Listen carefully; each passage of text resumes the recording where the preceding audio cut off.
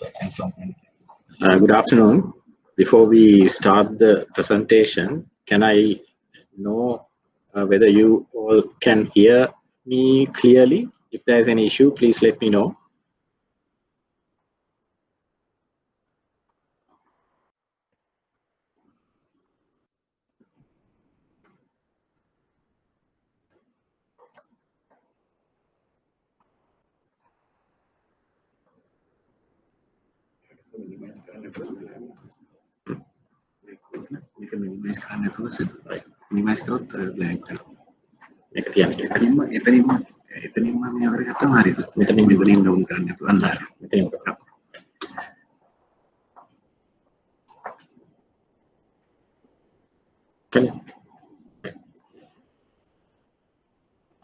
So good afternoon, and let's start our presentation today.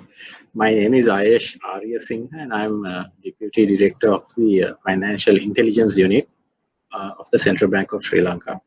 And our topic today is anti-money laundering and countering terrorist financing. We are going to talk about the law currently prevailing in Sri Lanka.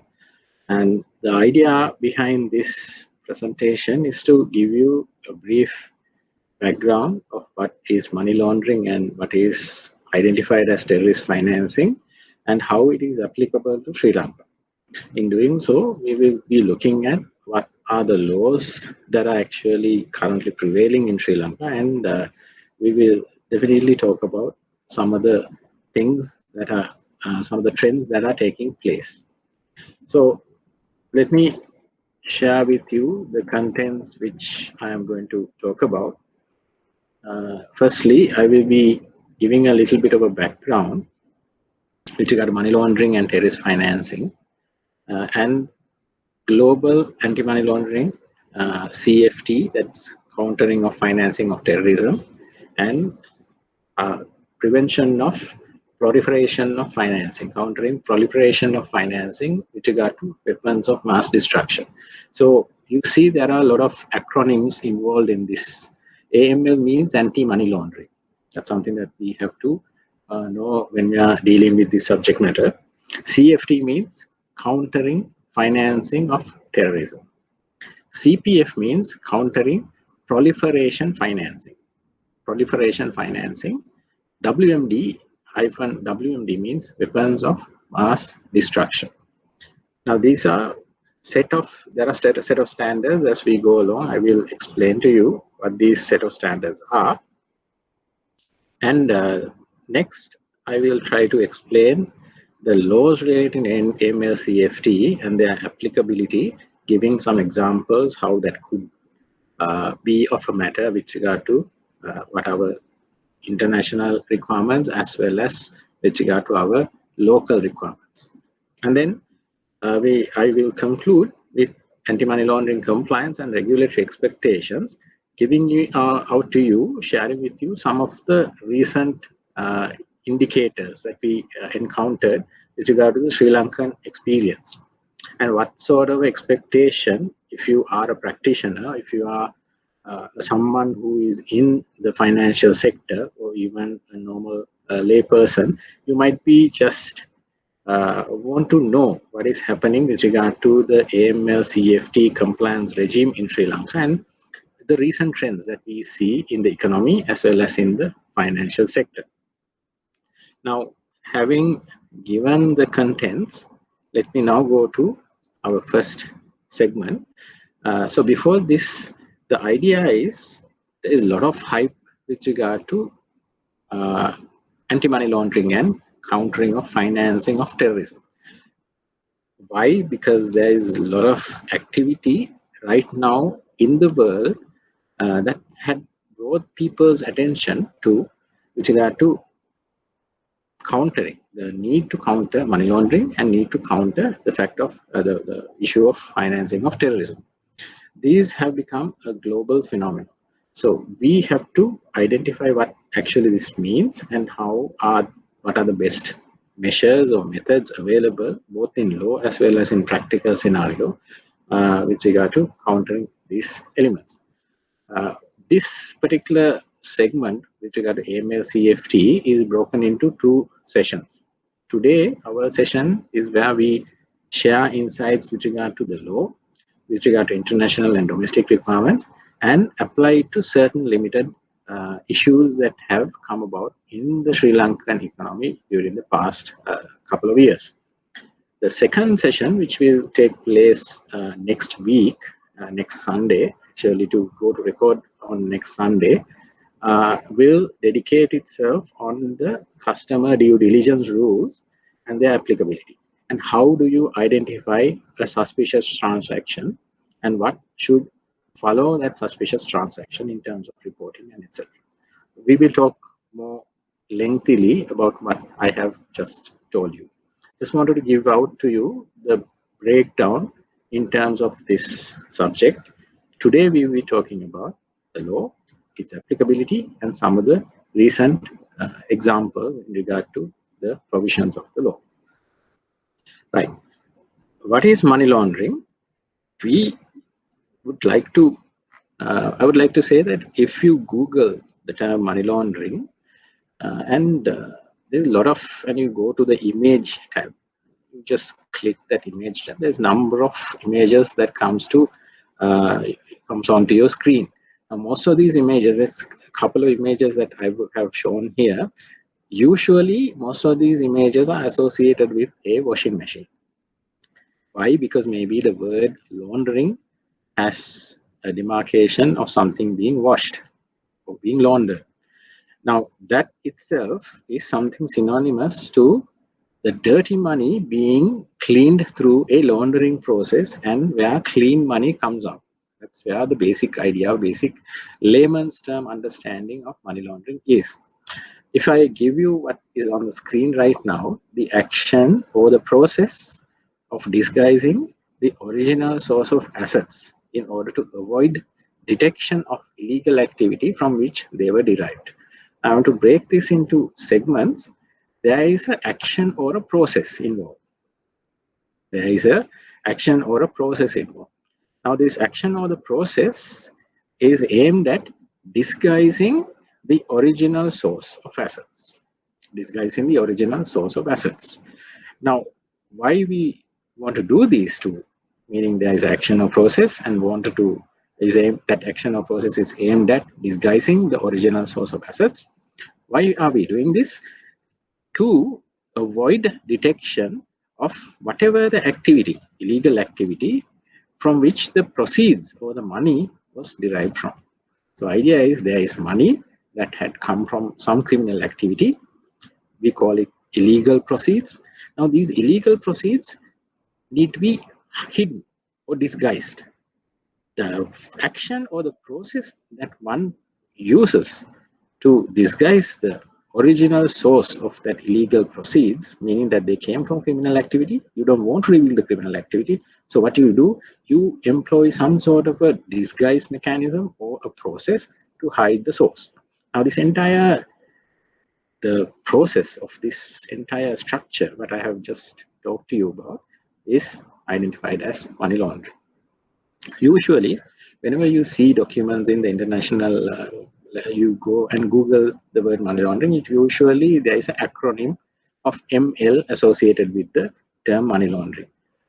Because it's easier, you don't have to repeat again money laundering. The moment you see ML, that means money laundering. AML means anti-money laundering, the reverse of money laundering. Likewise, when you talk about a washing machine, usually is associated with a cycle. Now, if you see a washing machine, you would be more familiar with the washing machine having a wash cycle. Similarly, in a typical money laundering scheme, we would like to refer the scheme of process or the action of or the process of hiding the illegal source, the entire chain of it, as a money laundering cycle.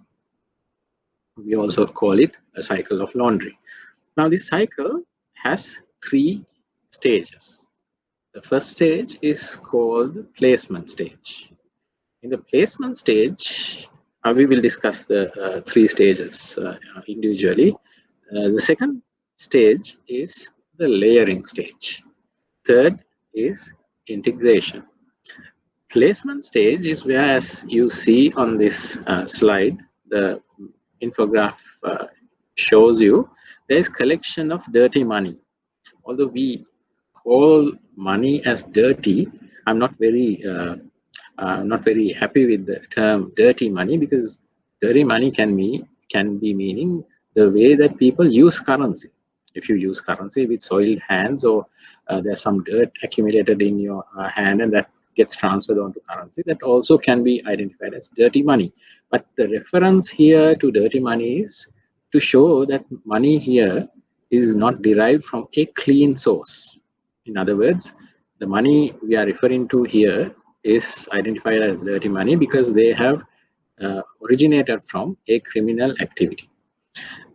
Once this money is collected, the criminal or anyone who the criminal has given the money will need to put it to the financial institution or any other institution in order to cover up the origins of that set of money, or the stock of money. The first stage, placement, is where the criminal or his accomplice or his associate or his family member, whoever, wants to introduce the illicit proceeds or illegal proceeds to a financial institution.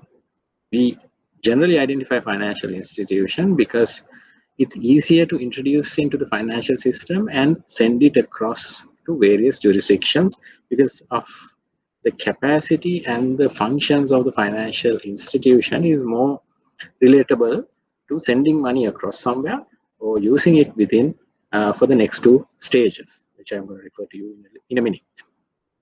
So the initial step of money laundering cycle is introduction. Either you are a good customer of the bank or you are not a good customer of the bank. You are just a startup customer. You are just introducing yourself as a new customer. You want to bring this illegal proceeds or illicit proceeds or the dirty money in what we have referred here to that institution. Placement is where money is first, at the first instance, being introduced to a laundering process or set of action.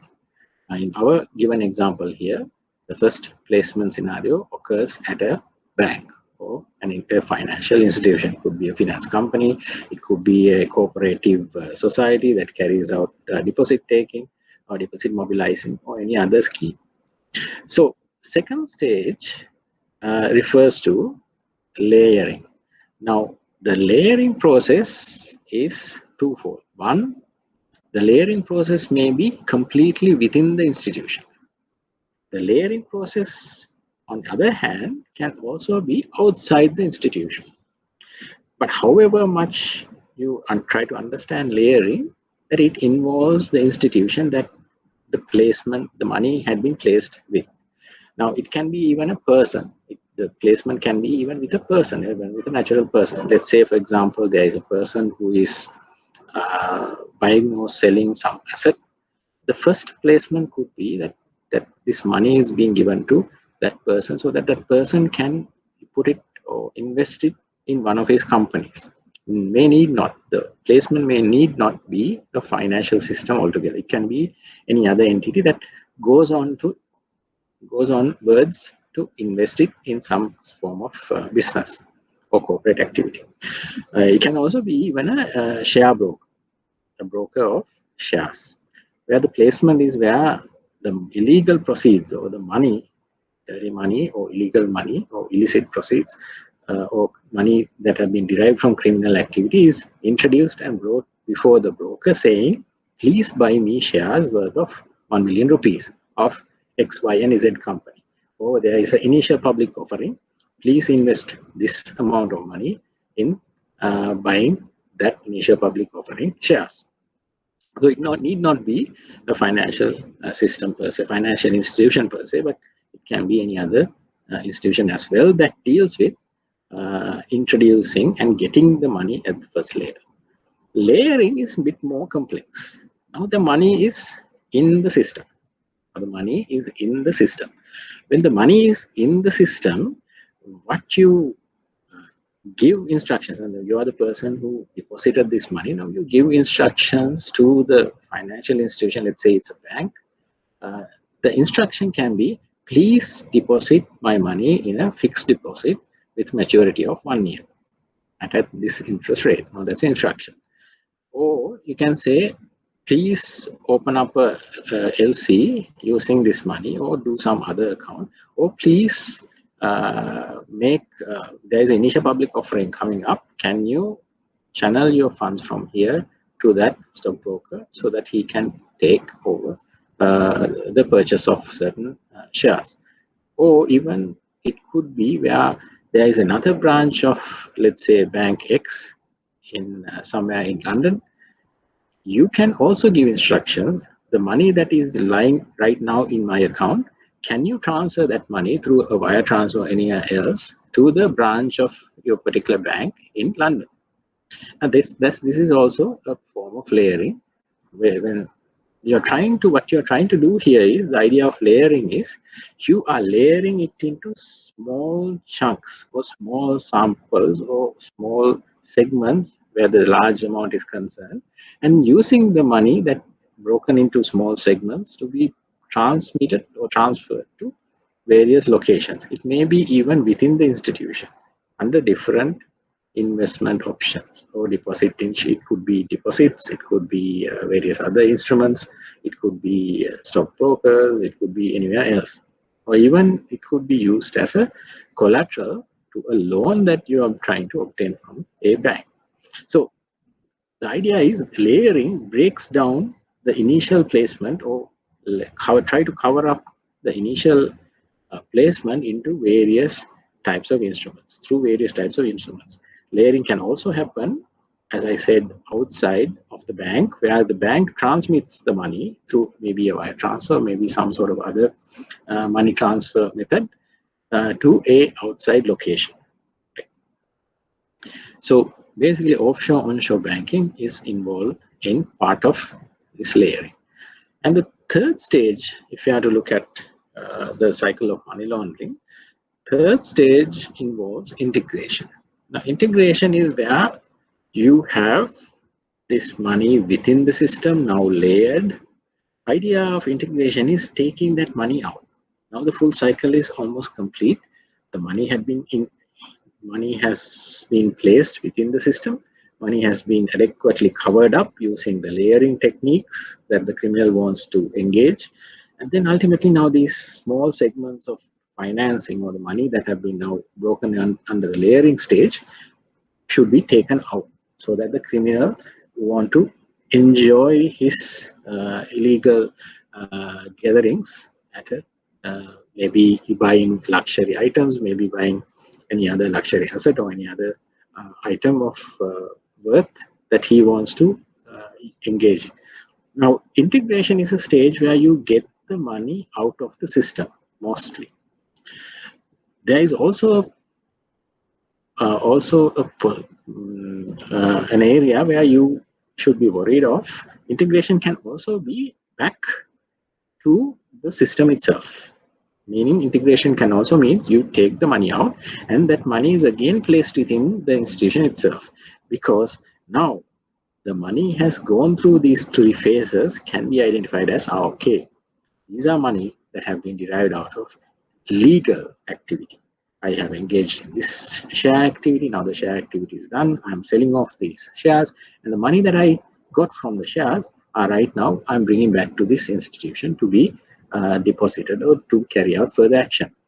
So also the criminal might use the money that is now being laundered to back again into his criminal enterprises. It could be any criminal activity that he wants to engage in the future. So it could be two ways. It could be back to the system, or it could be used as a luxury. Actually, three ways. It could be sent back to the system. It could be used to buy or purchase luxury items, assets that the individual can enjoy during his present tenure of life, or it could be to further his future criminal activity. So that this whole cycle is what we call a typical money laundering scheme. Now, if you are involved or if you are employed in an institution that may be a financial institution, there is a place where you might see one or two of these cycles. One or two of these cycles. If you are a front office person, or you are engaged in a front office activity, you might be more likely to see number one of the stages, placement, occurring. If you are in middle office or back office area, or you are in some area where you are handling wire transfers or forwarding instructions, etc., you might be more likely to see layering. But if you are in, again, at a front office or at a fund manager level, you might want to disperse some of the returns. You might be at an integration stage. So it can be where you, depending on the position that you have, you might be able to see one or couple of these money laundering cycle stages. There is also a likelihood that one person might be able to, during his lifetime, to see all these three segments together in a cycle. Now let's go to the other. I just want to put words into what I have said in explaining placement, layering, integration. As you can see in the screen, the first phase of money laundering, you are introducing the cash into the banking system or into any other legitimate business. Legislation, there is law that we will learn during this process, trying to prevent this activity, trying to prevent the placement, or trying to identify how placement is happening. There is also the second stage, is where the second phase of money laundering is given in the screen. Once dirty money is, or illegal money is placed in legitimate institution, it can be moved very easily. It can be moved away from that institution to a different branch or a different location, or it could be within the institution, layered under different segments, transactions, etc. Integration is the final stage, and that is within the laundering process. That is the last stage, where money comes back into the economy, either by way of buying or purchasing of luxury or any other asset, or to a legitimate business transaction, or even to an illegitimate business transaction that continues the cycle altogether. So this is giving what I have explained in the earlier slide, some context in terms of what the stages are. Now let's move on to some of the historic developments. You see this map here.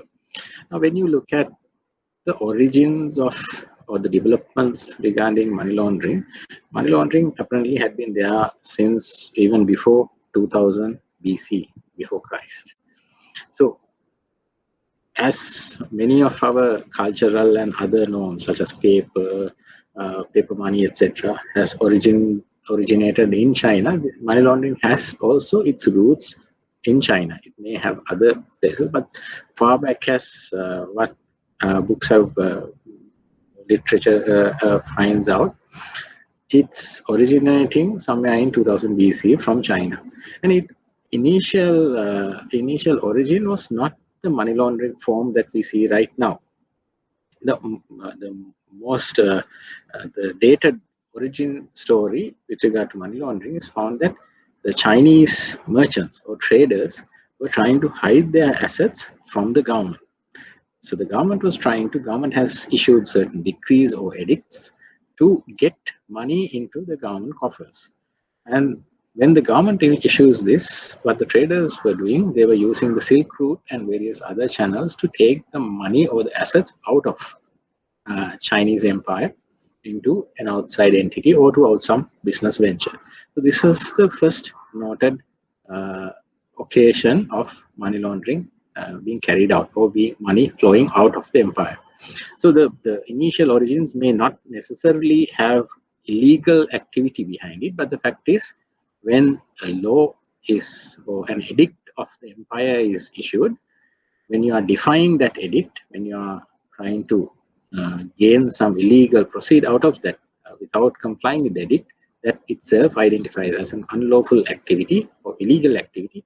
So therefore, anyone who gains from that laundering process, or the assets or any money that have been transferred out of the Chinese empire, would have resulted in a money laundering activity. And we see the next picture is something that I have taken from the Time magazine, the dated Time magazine of March 24th, 1930.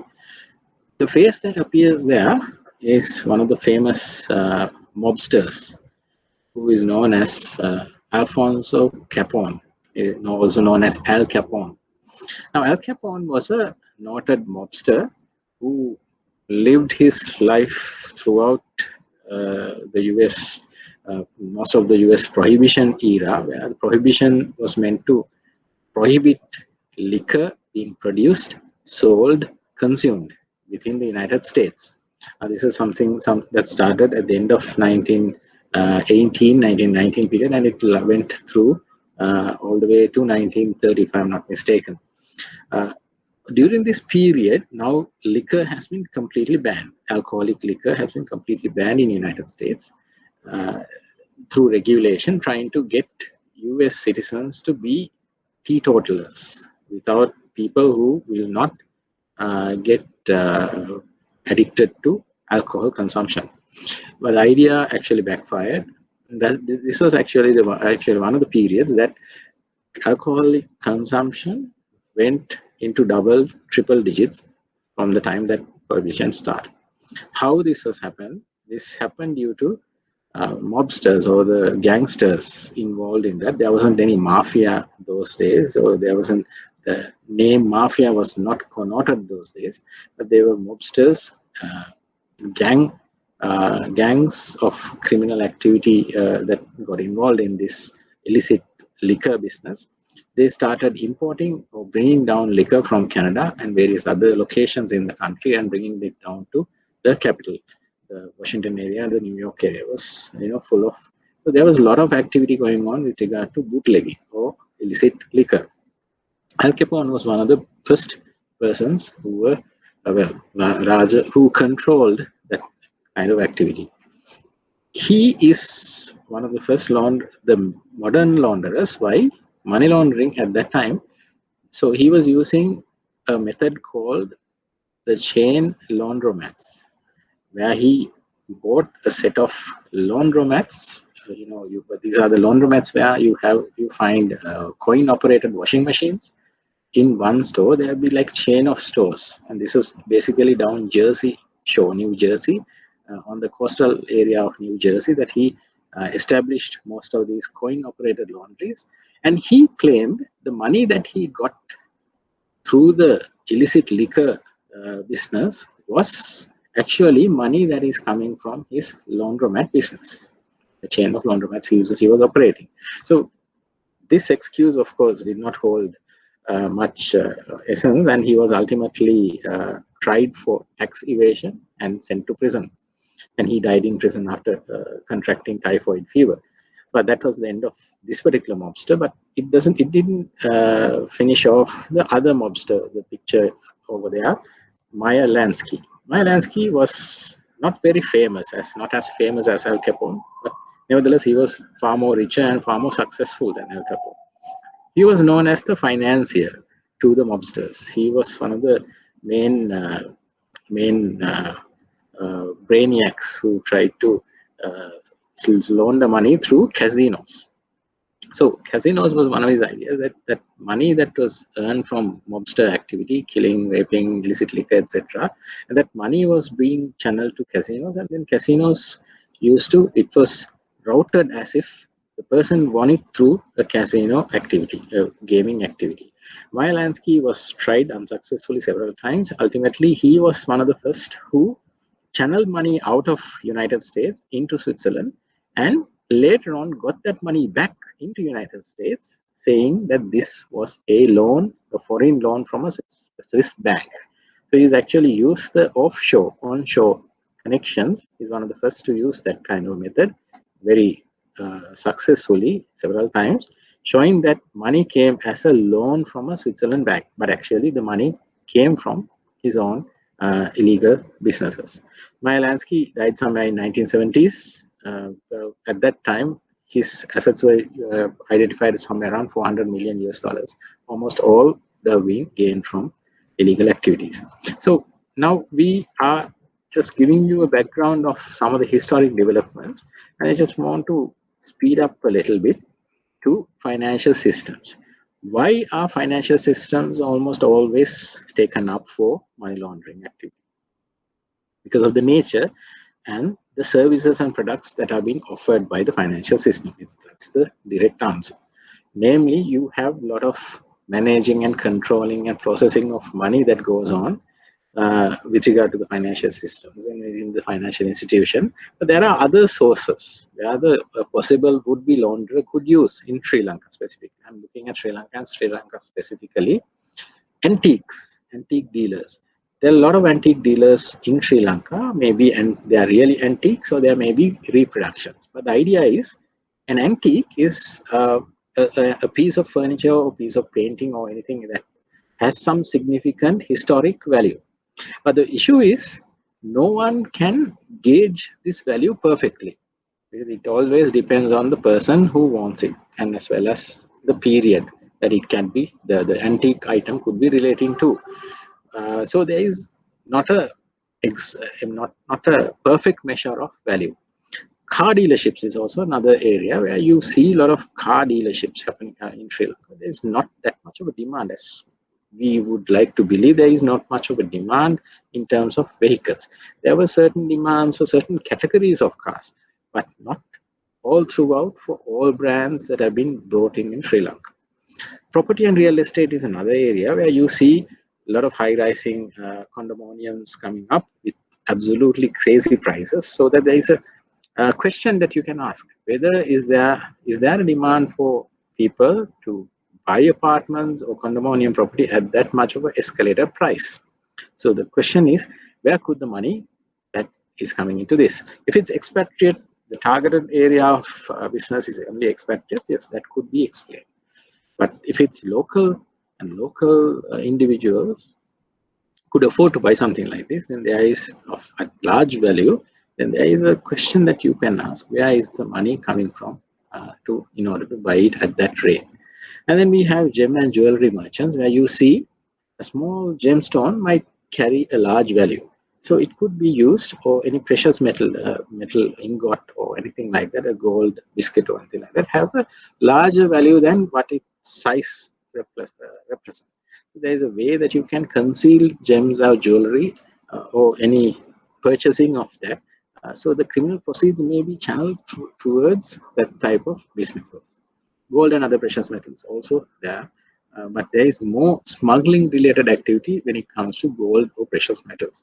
Smuggling through Sri Lanka to India, where there is a lot of consumption demand for gold. Whenever we see there could be any other area that you can think of. There could be many areas, but when you think of money laundering, think out of the perceived given business areas here, but you can think of it in the terms of what sort of a risk is it? Is it a geographical risk? Is it coming from because where it is located? Is it coming because of the product that this particular business is offering? Or is it because of a certain group of customers engage in this business and not anyone else? So by asking these questions, you yourself can gauge whether a certain business is more vulnerable to carry out money laundering than any other. So let's look at most popular methods in this area of not just in Sri Lanka, but in the South Asian region, in the particular region where Sri Lanka is right now. So many different ways that money is being laundered. Most of the time, as I said earlier, could be through a financial institution and using wire transfers, sending it across channel, across the border to a different location so that that money could be hidden elsewhere. And also the securities investments, shares, stocks, debentures, could be anything. Insurance policies, fund businesses, and the list goes on. TBML refers to trade-based money laundering. There is a slide which I will dwell on in a little bit further. And also fictitious identities. Methods of laundering money could also be where you identify yourself as a popular businessman, and then you try to deceive another person to do something or to give something or to hide the money that you have brought into the system or to that person. Offshore transactions, again, related to financial institutions or any other institution, but you are using an offshore location, a location outside Sri Lanka, to as a place of money laundering. And if you are taking the particular region wise, there is several activities that keep coming up. Most prevalent activities or trends are corruption, smuggling, organized crime groups, tax evasion, and gaming. Now, these are the most organized areas that we see within the South Asian region. Apart from that, large value launderers have used front businesses, companies which we also know as shell companies. There is no substantial business going on behind the company, or company's business is nothing substantial. Also, trade-based money laundering, offshore entities and transactions, and real estate. These are most of the mostly prevalent trends where launderers use this type of businesses. Drug trafficking is something that I kept out earlier because I wanted to explain this. During 2017, United Nations Office of Drugs and Crime, UNODC, carried out a survey of Afghanistan. Afghanistan was one of the hotbeds of opium production. Basically, most of the opium cultivators are in Afghan and related Afghan highland provinces. Security perspective, opium production, there is a surplus. It's not that Afghanistan itself consumes this much of opium or derivatives of opium, but Afghanistan produces these opium so that it can be transported elsewhere and be consumed elsewhere. The criminal organizations are mainly engaged in this activity within the Afghanistan and the peripheral regions. As you can see in the map, the pink, light pink area is the peripheral regions where they are engaged in the most frequently mentioned transit countries. Sri Lanka is identified as a non-transit country, but mind you, this is 2017. Right now, I must say that we are closely dealing with large quantities that we see have been seized here and there. Coast guards and naval operations have seized large quantities coming to Sri Lanka. So we can fairly assume that Sri Lanka is a hub or becoming a hub of carrying out transactions or transit shipments of drugs. And drugs is a very prevalent threat. If you see the table attached in this slide, if you see 2016 figures, in 2016 and 2017, there have been an astronomical increase, almost 63% increase of cultivated area of opium. And production-wise, it had also seen an 87% increase. That means this is a rapidly growing business, especially in view of Afghanistan being a low regulated. There is not much of law enforcement happening there, so it could be free for all, and that may be a threat to regional countries like us. Afghanistan is, of course, a member of the SAARC. So, as I promised earlier, trade-based money laundering is something that I've given this example from a UNODC slide, which I have taken. The simple example here is the country identified in red is Isle of Man. There is a shipment of pens, normal ballpoint pens, worth 1 pen worth £1 each. Now, its actual worth may be that the pen is worth £2, but it's priced at £1, and that is transmitted. That is, there is a trade where the order is coming from Malta, a company B in Malta, to company A in Isle of Man, and the shipment is happening through trade. So this trade-based money laundering, the fact is that there is a low-valued product right now, lower than its actual value, lower valued product given sold by company A, and company B gets this lower valued product but sells it at its proper value of £2 a pen. Now the gain itself is where company B gets, let's say, 1,000 ballpoint pens, 1 million ballpoint pens are being exported by company A from Isle of Man. Now ultimately the benefit is company B in Malta gets $1 million or pounds worth of goods which they can sell at £2 million and gaining total proceeds of 1 million. So this is basically without moving cash from location A to location B, you're using trade channels to move a certain low valued good and ultimately gaining a large number of profit. This could be reversal also, where if company B gets a higher valued good than earlier, there is the channel, the direction of money can be reversed. It could be from company B to company A, right? So these are some of the trade-based money laundering tricks that are happening, usually involving a high-valued CUSDEC or customs declaration form or a low-valued CUSDEC. So you have to be aware of the valuation process and the irregularities and regularities relating to trade. So let's talk about several cases in terms of Sri Lankan launderers.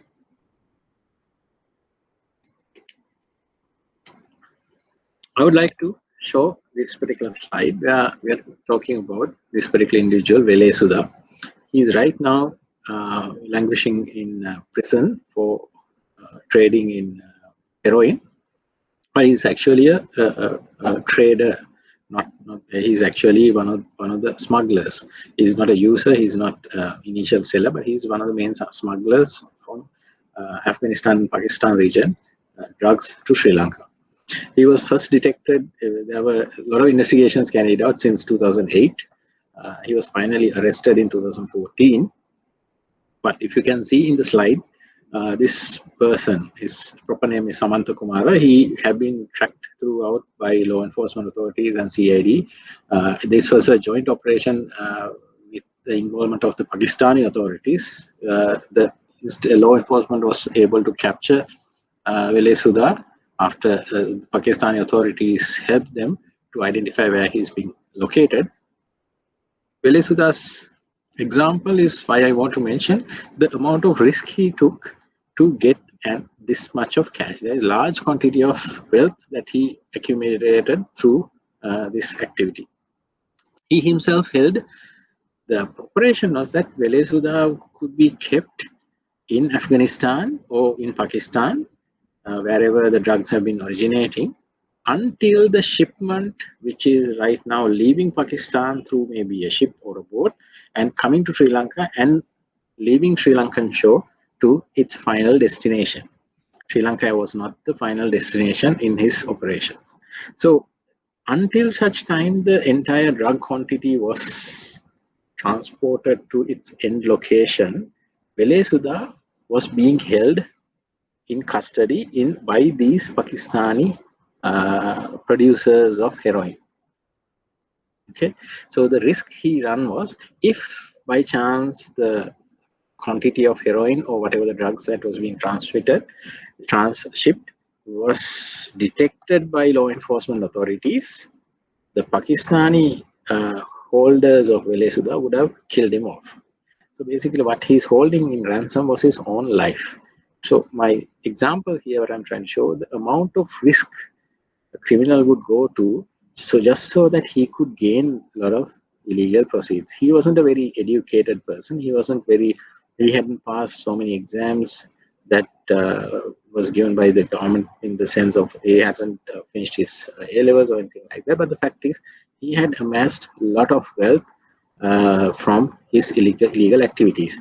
If you can see on the pictogram, there were a lot of wealth that is nearly 1.6 billion so far, but this is like just a tip of the iceberg. There are many other accomplices, as you can see within the pictograph, that was connected to his operation. So they were also arrested, and right now pending case. The case will be coming up soon. Investigations have been concluded, so we are waiting there. Another example I want to show you or talk to you about is this Kudu Mervin. He's also one of the, he wasn't a big time trader, but he was basically a dealer. Matthias Chandrapala was his name, and he was convicted. He was arrested and convicted later on. But during this arrest and trial period, one day he was being brought out escorted to the prison van, and then this was in High Court Colombo. There was a van which stopped just in front of the High Court, dragged this Chandrapala or Mervyn into the van, pushed away the guards who were holding Mervyn, and they driven off with Mervyn in the van. To date, no one had seen Mervyn or heard what had happened to his whereabouts, so where he is. So there's a chance that Mervyn is being killed, or he is right now no longer living, but or maybe hiding somewhere, not in Sri Lanka but elsewhere. But during this particular period, the Mervyn's Mervyn's wife filed for an application of the birth certificate. The death certificate was filed, saying that Mervyn is now dead. To see that this death certificate was a bogus certificate, or it was acquired through some illegal means. There were Tsunami Act in 2004, which gave out death certificates to those who were missing from tsunami, which happened in 2004 December. And Mervyn's wife was actually using this provision and had gotten some examiner and finally got this document handed over to the High Court. High Court looked into this and saw that this was a bogus document and went on to carry out the prosecution of Mervyn in absentia. And there, Mervyn was not there, but in absence of Mervyn, the High Court carried out his trial. Ultimately, he was the sentence was given in absentia again. Kudu Mervyn, his property was ordered to be confiscated and also fined the accused nearly 26 million rupees. We just wanted to show you how much of effort the criminal put into just to get the benefit out of criminal proceeds. People get missing, people just hold themselves ransom and go to a lot of extent just to take the just to get criminal proceeds. So our efforts from the FIU's point of view and from the law enforcement point of view is to take this out, take this money out of crime. So the idea behind laws that we are talking about, and we will be going on to that presently, is that we try to enforce the laws of relating to money laundering and terrorist financing, especially the money laundering part, so that we can take the money out of criminal activity, so that criminals will not be able to engage, use, and gain benefit from the money that they got from any criminal activity. So we are, without just jumping into the next segment, let me tell you now, before we talk about the local scenario, we have to know that there are a set of global standards. Now, Sri Lankan law is based on the international requirement where a country has to abide by in terms of fighting money laundering and terrorist financing. Now, these global standards, if you look at the amount of money laundering, if you just put a number to the amount of the value that have been laundered, money laundering actually comes within the fifth largest economy in the world. If you look at the table, you can easily understand. If you look at the next slide, it's more easily understood. First, from the size of the economy, American economy annually gets about 17.5 trillion. Then second would be China at 10 trillion, Japan third at 4.9 trillion, fourth is Germany at 3.9 trillion, but the fifth largest economy is actually money laundering, estimated at around 3.8 trillion. This is an estimation in 2014. So likewise, this may be just a ballpark figure. There may be the amount of money laundering that's happening, and the value that we can put on in terms of money laundering can be far larger than this quantity that is identified here. The conventions involved, now there are a set of conventions involved with regard to money laundering. The conventions right now, what we are facing with the requirements of money laundering, that anti-money laundering that Sri Lanka has to carry out, are based on two conventions. The first of it is the United Nations Convention Against Transnational Organized Crime, which was adopted in 2000, which is also known as the Palermo Convention. And the other one is United Nations Convention Against Illicit Traffic in Narcotic Drugs and Psychotropic Substances. A large name attached to this convention. This is far more easier to say that Vienna Convention of 1988. Now, as you see from the title itself, the conventions are involved in fighting organized crime and fighting drug trafficking and other related psychotropic substances. These were the initial idea behind money laundering, because money was laundered by organized crime such as Al Capone's organized gang members, and most of the large amounts that was seen initially was based on the trafficking of drugs, usually heroin and other cocaine and other various types of drugs. Apart from these two, there is another convention that looks at the structure and uses. This is the United Nations Convention Against Corruption. Why this is important? Because we right now under the 19th Amendment constitutionally are bound to safeguard, protect the United Nations Convention Against Corruption, where that convention relates to the structure of the FIU and the role of the FIU in preventing money laundering and terrorist financing. So what we give here is the basic underlying conventions that are involved with regard to money laundering and terrorist financing.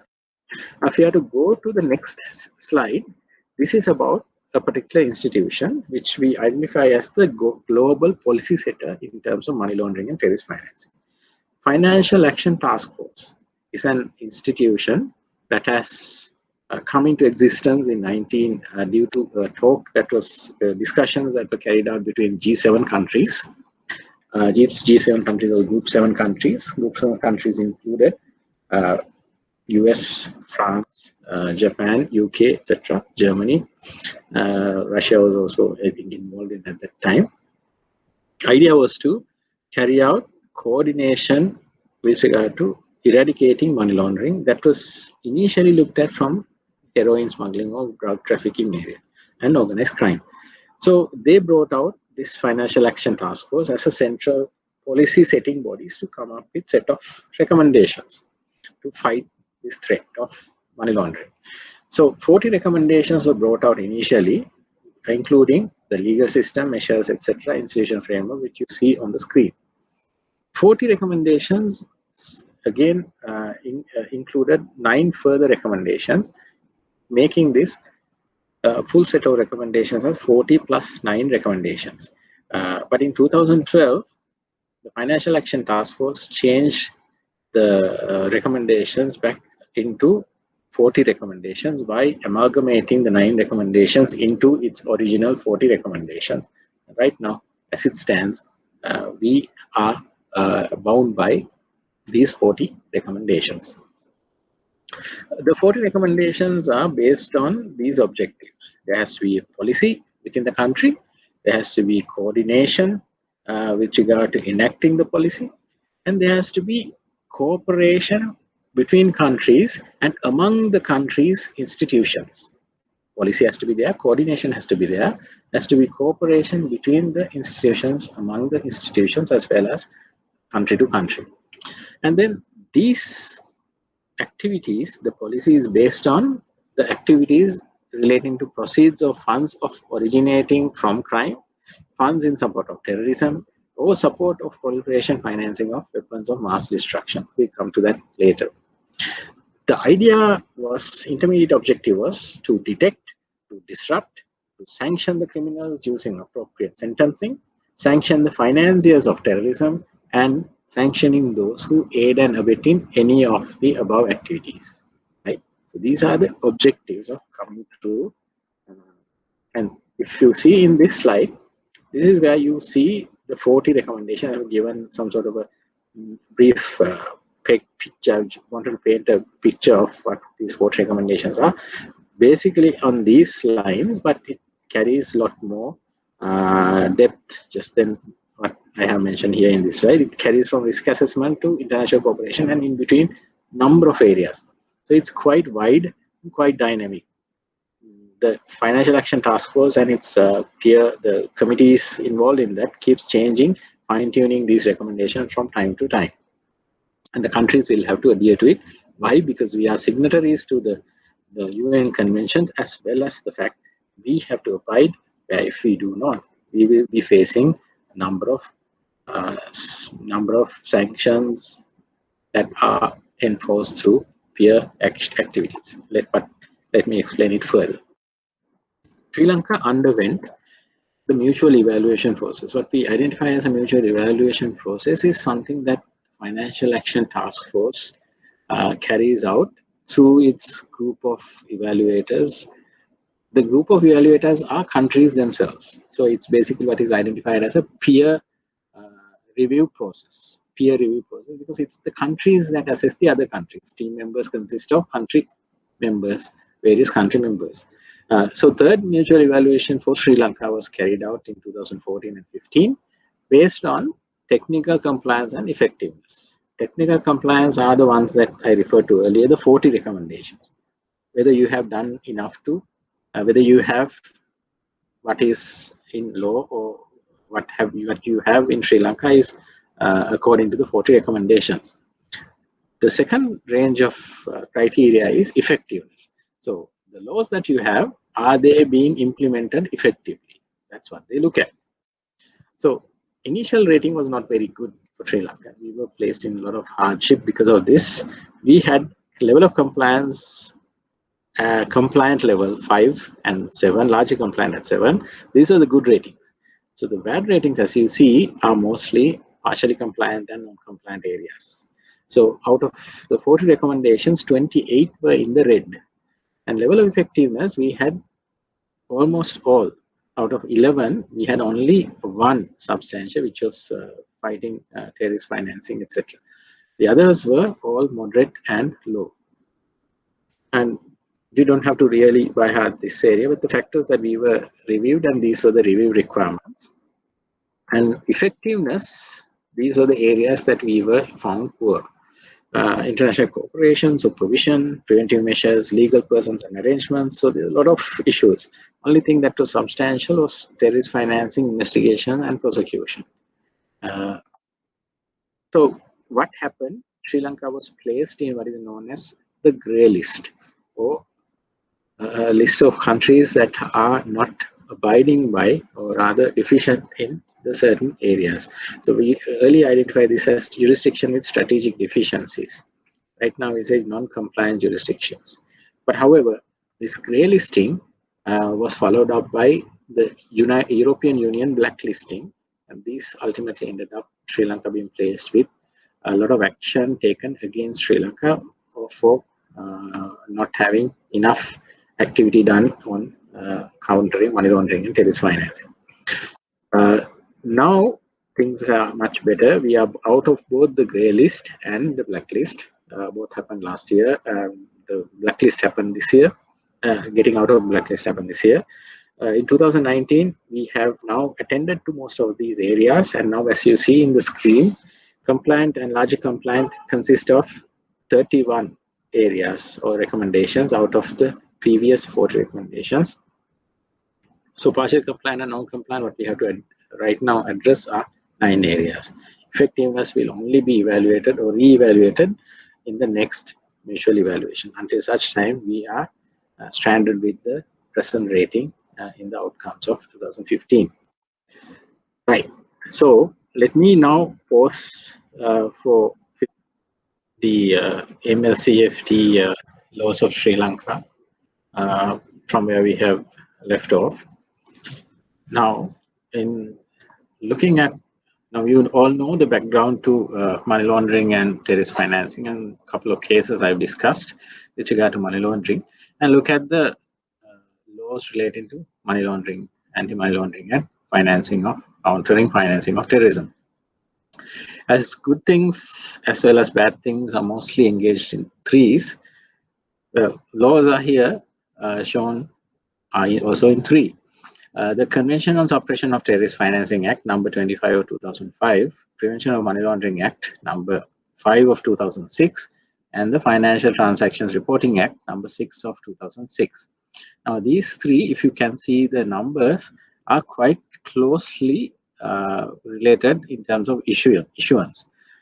First one was issued in 2005, somewhere around mid 2005.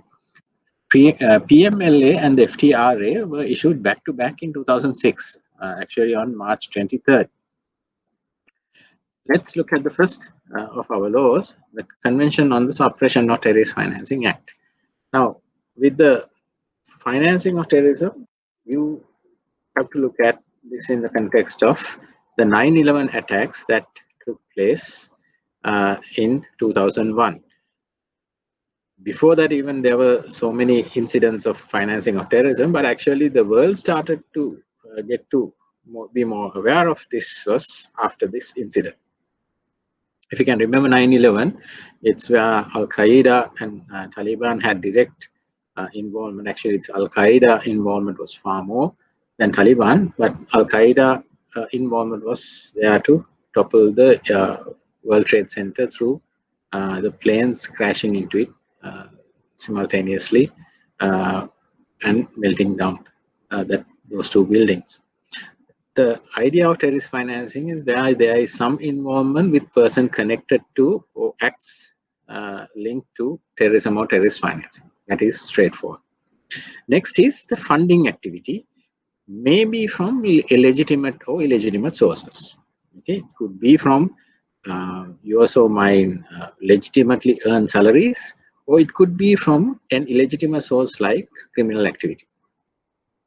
Also, the terrorist financing has another aspect involved in anyone who assists in training, traveling, lodging, or any other assistance provided to a terrorist or a would-be terrorist is also an offense of this nature.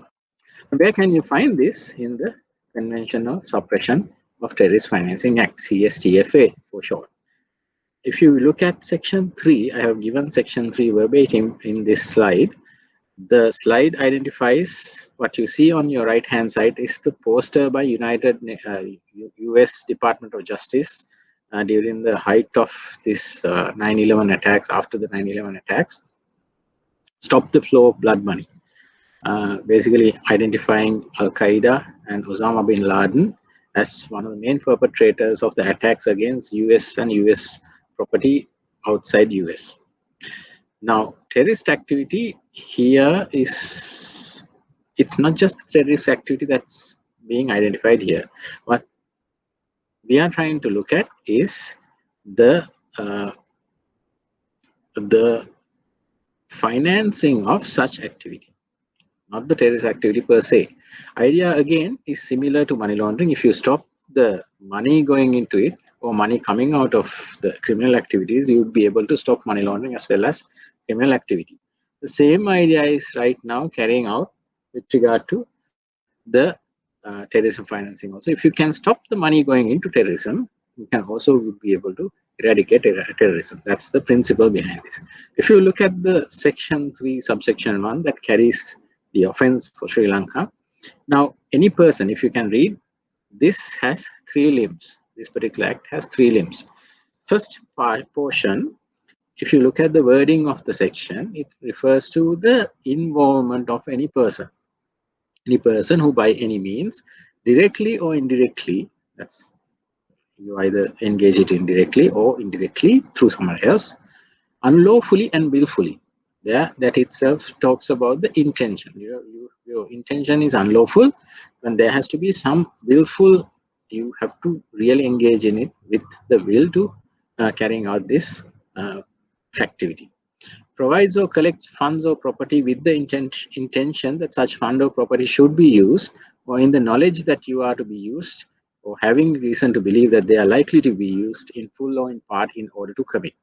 So you are talking here, you're looking at here in 2 areas. One is the intention that the funds or property should be used to further one of these activities underlined below, or that you have a knowledge that the money that is coming in to you or you are giving out would be used in the following activities. Okay, let's see what the activities are. A refers to an act which constitutes an offense within the scope of or within the definition of any one of the treaties specified in Schedule 1, Year 2. Now, in the next slide, I have given the Schedule 1. The Schedule 1 treaties refer to the first area refers to mostly related to aviation, flights, and other civil aviation related activities such as hijacking against offenses against hijacking, offenses against anything related to aviation, flights, or any hijacking incident. Second relates to the suppression of terrorist bombing. Third relates to Convention of Physical Protection of Nuclear Material. How safe are the nuclear material? If in the wrong hands or in terrorist hands, it could be a serious disastrous consequence. And then fourth is the protocol of suppression of unlawful acts against safety of fixed platforms. Now, the fixed platforms refer to most of the gas and oil rigs in the continental shelf. So, any activity or terrorist activity done to against one of these shelves would be found as an offense. Fifth is the Convention on Suppression of Unlawful Acts against Maritime Navigation. So anything done against any person or any vessel that is on the international waters is again an terrorist activity. International Convention Against Taking of Hostages is the last treaty coming under Schedule 1 that refers to basically anything that you intend to carry out, take out hostages and hold them at ransom or against any country's will. So limb B of section 3.1 refers to the activity that you may get involved in terms of the terrorist act. So any other act, if it's not a terrorist act, but any other act that causes or intends to cause death or serious bodily injury to civilians or any other person, and also it has to be where by its nature or context either to intimidate a population or to compel a government or an international organization to do something or to refrain from doing something. So basically you are looking at where you, by this act, this activity may intend to cause death or serious bodily injury either to civilians or to any other person not taking any active part in the hostilities, right? Like armed conflict or any other. And this by nature or context, either you are carrying this out so that you can intimidate a population or intimidate a government to compel or to do something or to abstain from doing something, right? So that is limb B. Limb C identifies any terrorist act. Now our act is, this particular law is very unique. Why? Because this last sentence, any terrorist act, very few countries have identified who is a terrorism in their own law. In our law, we are fortunate to have this particular sentence, any terrorist act. A terrorist act is defined in, let me just jump. A terrorist act is defined in slide 39. I've given you the basic definition of terrorist act. It means an act, again, that consists of Schedule 1 and anything that carries out, and also the threat of action involving these categories. Also, we have under this law a first definition of terrorist. Why I say a first definition is that Sri Lanka is fortunate to have this particular word, because in certain countries a terrorist is not defined. Why? Because a terrorist in one country may not be a terrorist in another country's jurisdiction. So therefore, by identifying who is a terrorist, our law has gone little beyond any other international or local designated laws, just saying who is a terrorist. So we have given a clear definition of who a terrorist is, as apart from any other foreign designated entity, that whoever can say your institution or this particular institution, this particular person is not a terrorist, we can definitely say our law has that definition. According to that definition, so and so, or that organization is a terrorist or a terrorist organization. So let me jump back to what I missed, the slide I missed. In order to complete this financing of terrorism activity, you need not show that the funds or property came from actually an offense.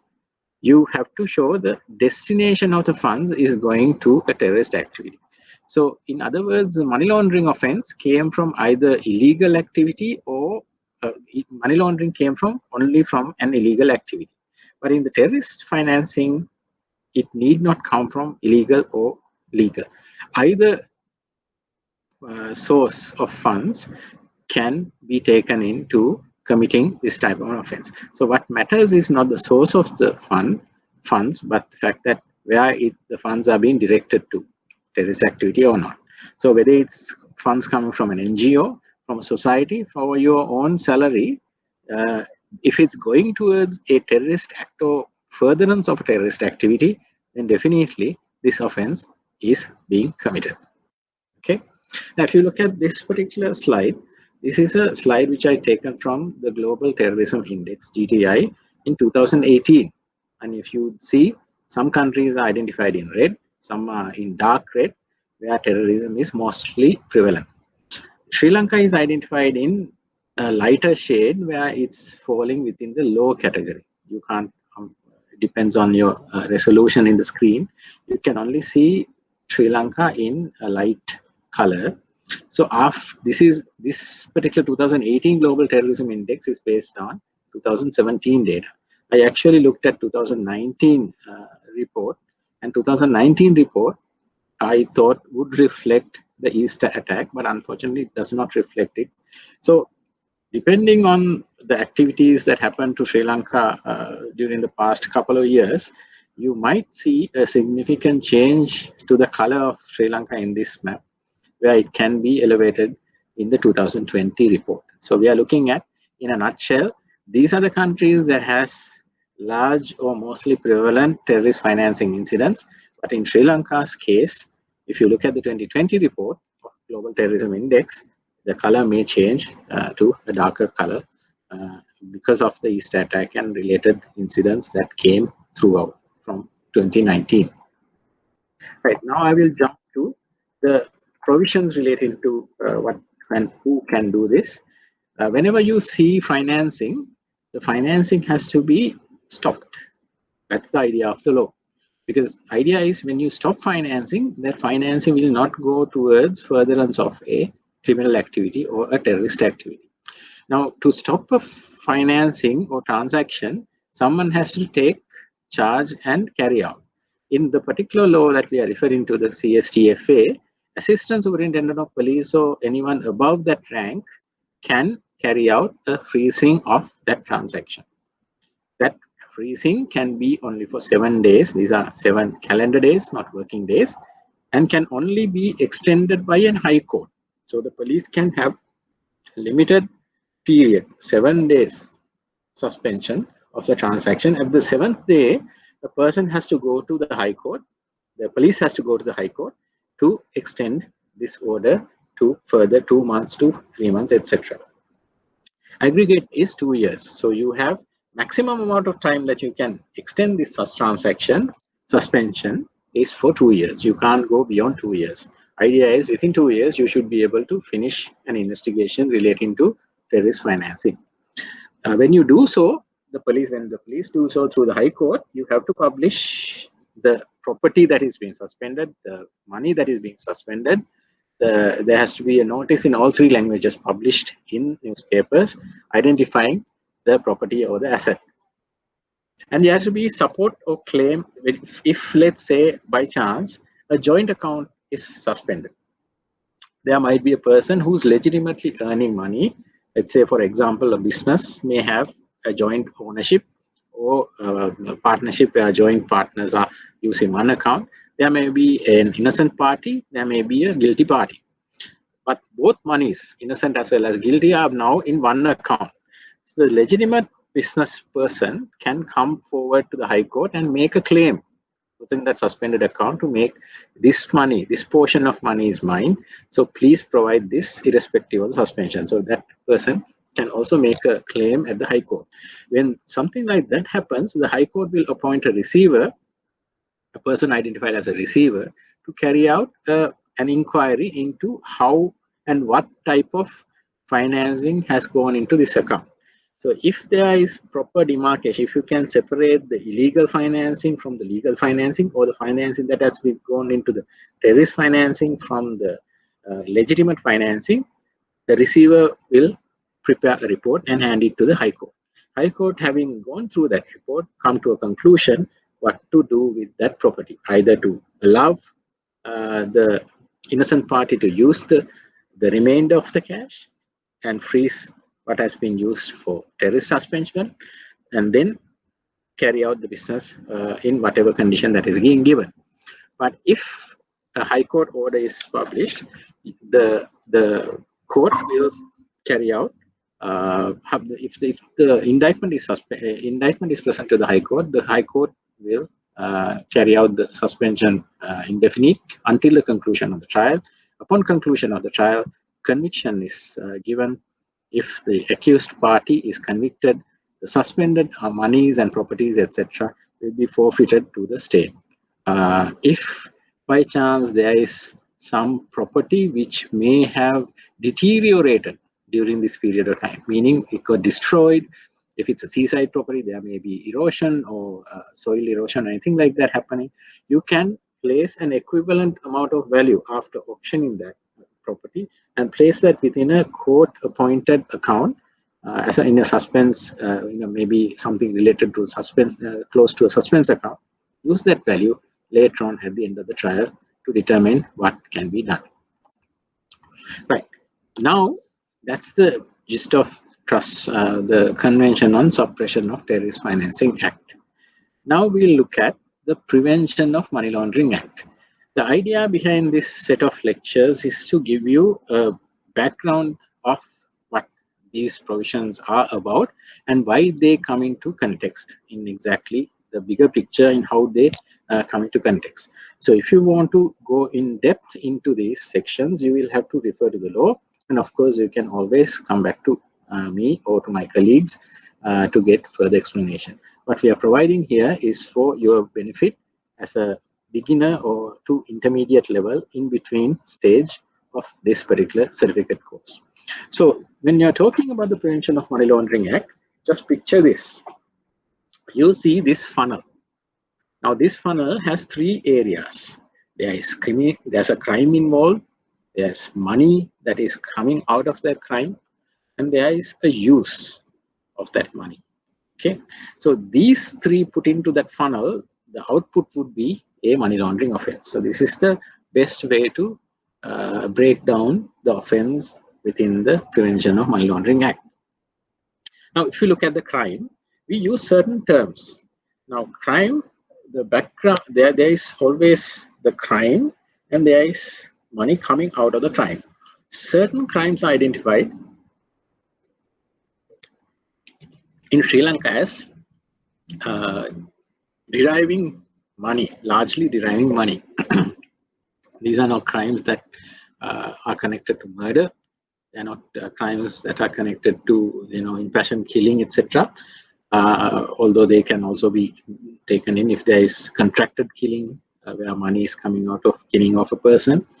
That is separate. But we are trying to identify where organized crime is involved or where money has been derived from an unlawful activity. For example, robbery, extortion, drug trafficking, customs violation, etc. The underlying crime, so there is crime and there is money laundering, which is a secondary offense. The underlying crime is where what we identify as unlawful activity. The unlawful activity doesn't refer to any unlawful activity like a violation of a traffic act provision.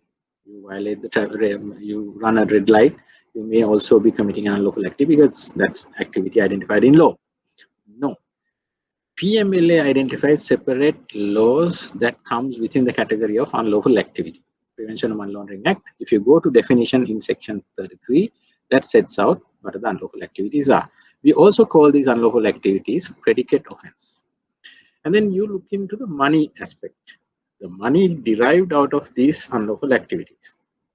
The money you are getting out of is called, from these predicate offenses, also called the illicit proceeds. Earlier, what we used this term dirty money.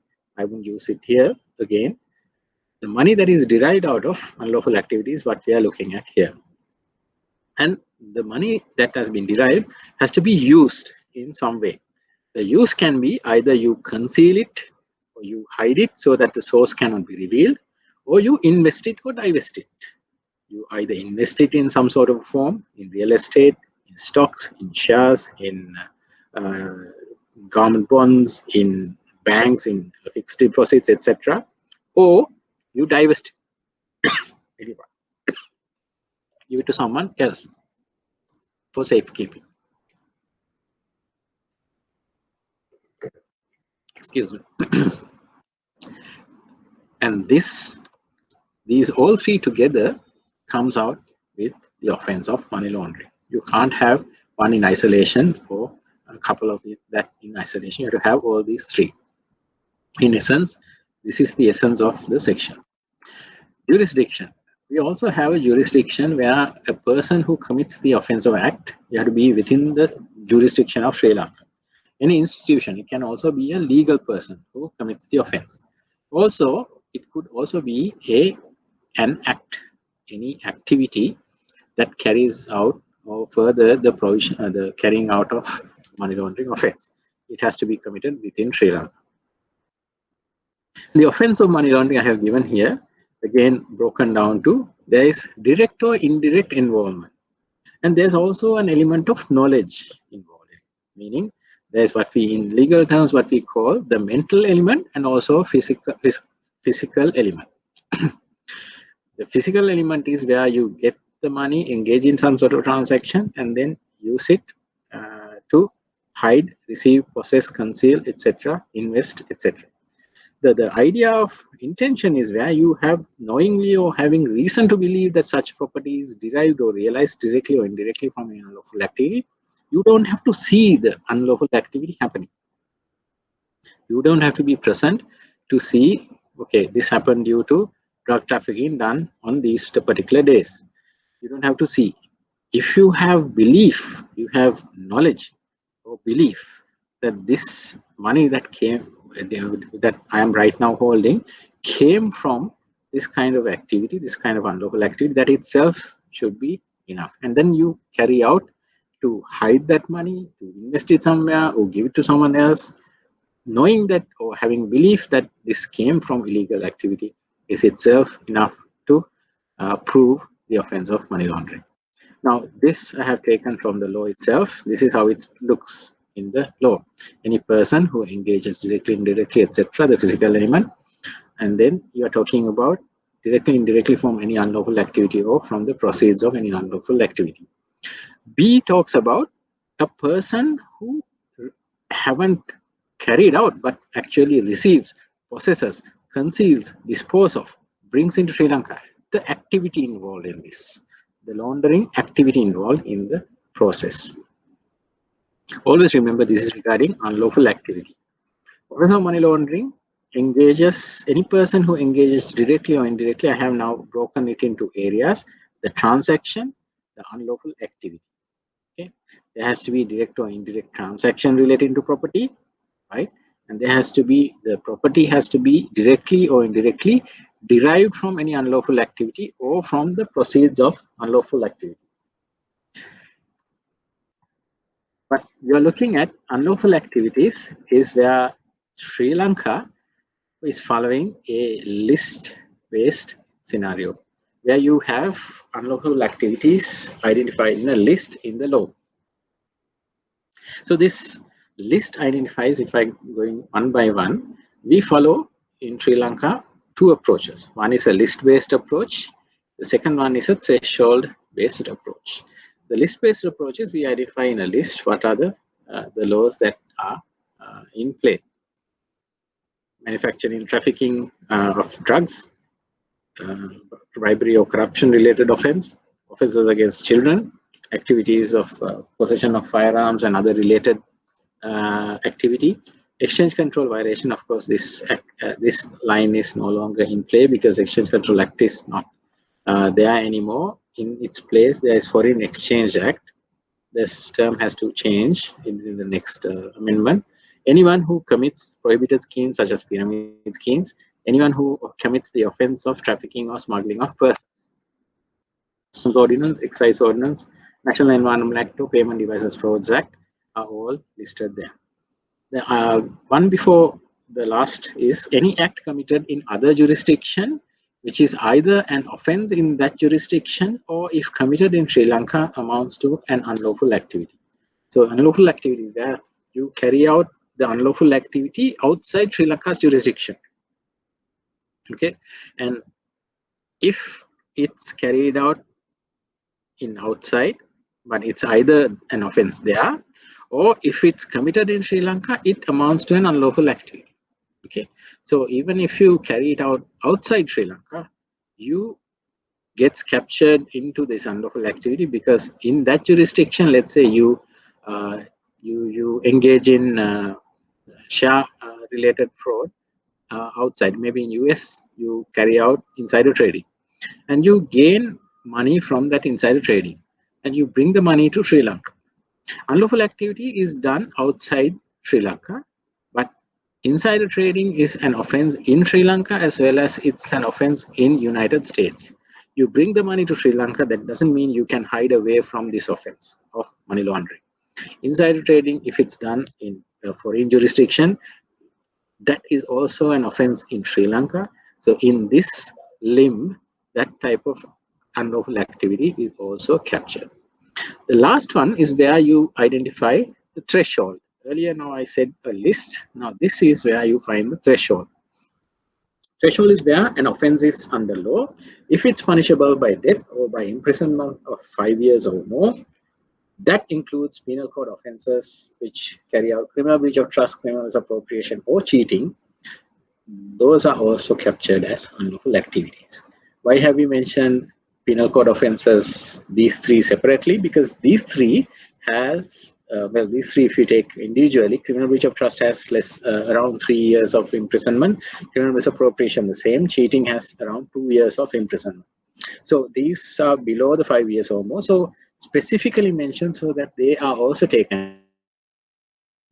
Attempts, in anyone who attempts to aid and or abet unlawful activity is also punishable with the same sentence.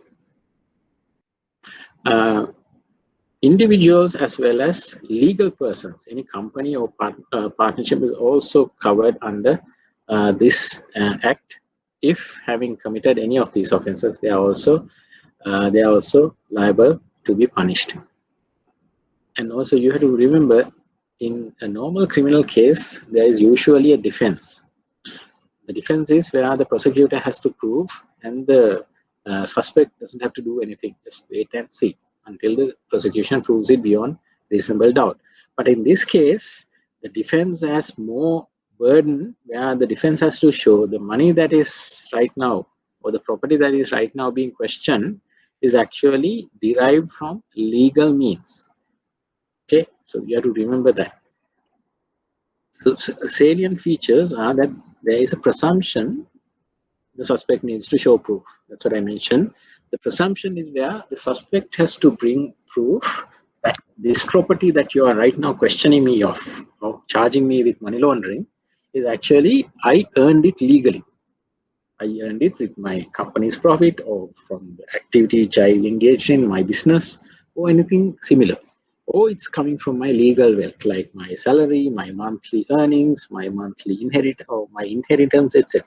Has to show proof. There is also, if an institution gets to know that there is some transaction happening with regard to a person, and there is some suspicion with regard to what that person is carrying out, there is a duty to disclose it to the FIU. We will discuss what the FIU is, Financial Intelligence Unit, where I am right now engaged in. So any director, officer, or servant of an institution, if he fails to do so, he can be punished before the High Court. The burden of proof, how you decide whether he is guilty or not, is based on balance of probabilities, right?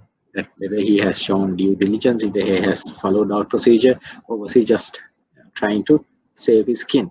Is that something that you will find out? So it's 50,000. The sentence is 50,000 rupees fine or 6 months imprisonment, or both of these, fine and imprisonment for anyone, director, officer, or servant of an institution. And as similar to the Convention on Suppression of Terrorist Financing, this particular law also has a seizing and freezing of assets. Now, who can do this? Again, an ASP or anyone above the rank of ASP, where reasonable grounds should be there that person is involved in any activity relating to an offense. you can freeze for 7 days. The ASP or anyone above the rank of ASP can freeze for 7 days, again calendar days, issued on the person. You can issue this against the person involved or an institution involved.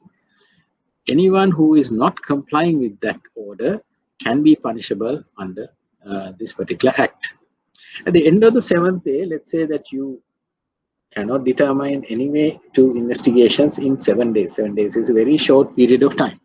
So at the end of the 7th day, the police will have to go before the High Court and get this order confirmed and extended. The suspension confirmed and extended further.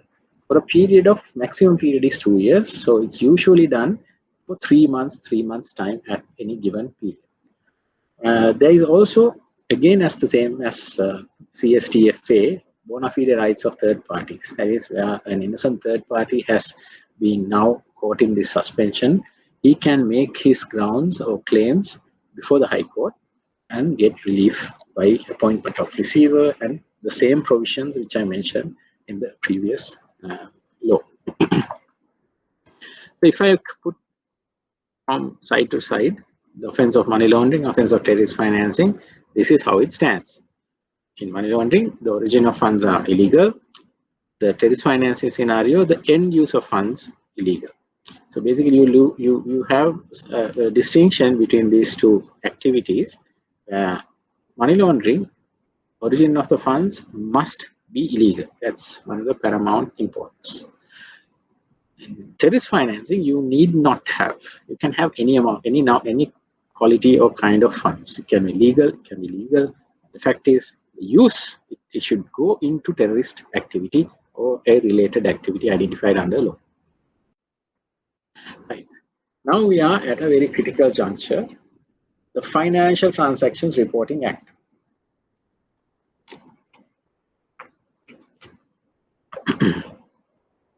FTRA for short. The Financial Transaction Reporting Act has been set out with regard to governing two sets of institutions. First set of institutions we identify as finance businesses. Second set of institutions we identify as designated non-finance businesses and persons. So you have to remember the legal framework within the Act, FTRA, is against not just individuals but against two groups, finance businesses and designated non-finance businesses and professions, DNFBPs for short. Unlike the other acts are for legal persons and natural persons. This act is for these two groups. Now, what we have here is FTRA set out provisioning, and I have provided that in here as the setting up of the FIU, powers and functions of the FIU, mandated organizations, etc., sanctions protection, and rules and regulations relating to the financial transactions. Let me go to the next one.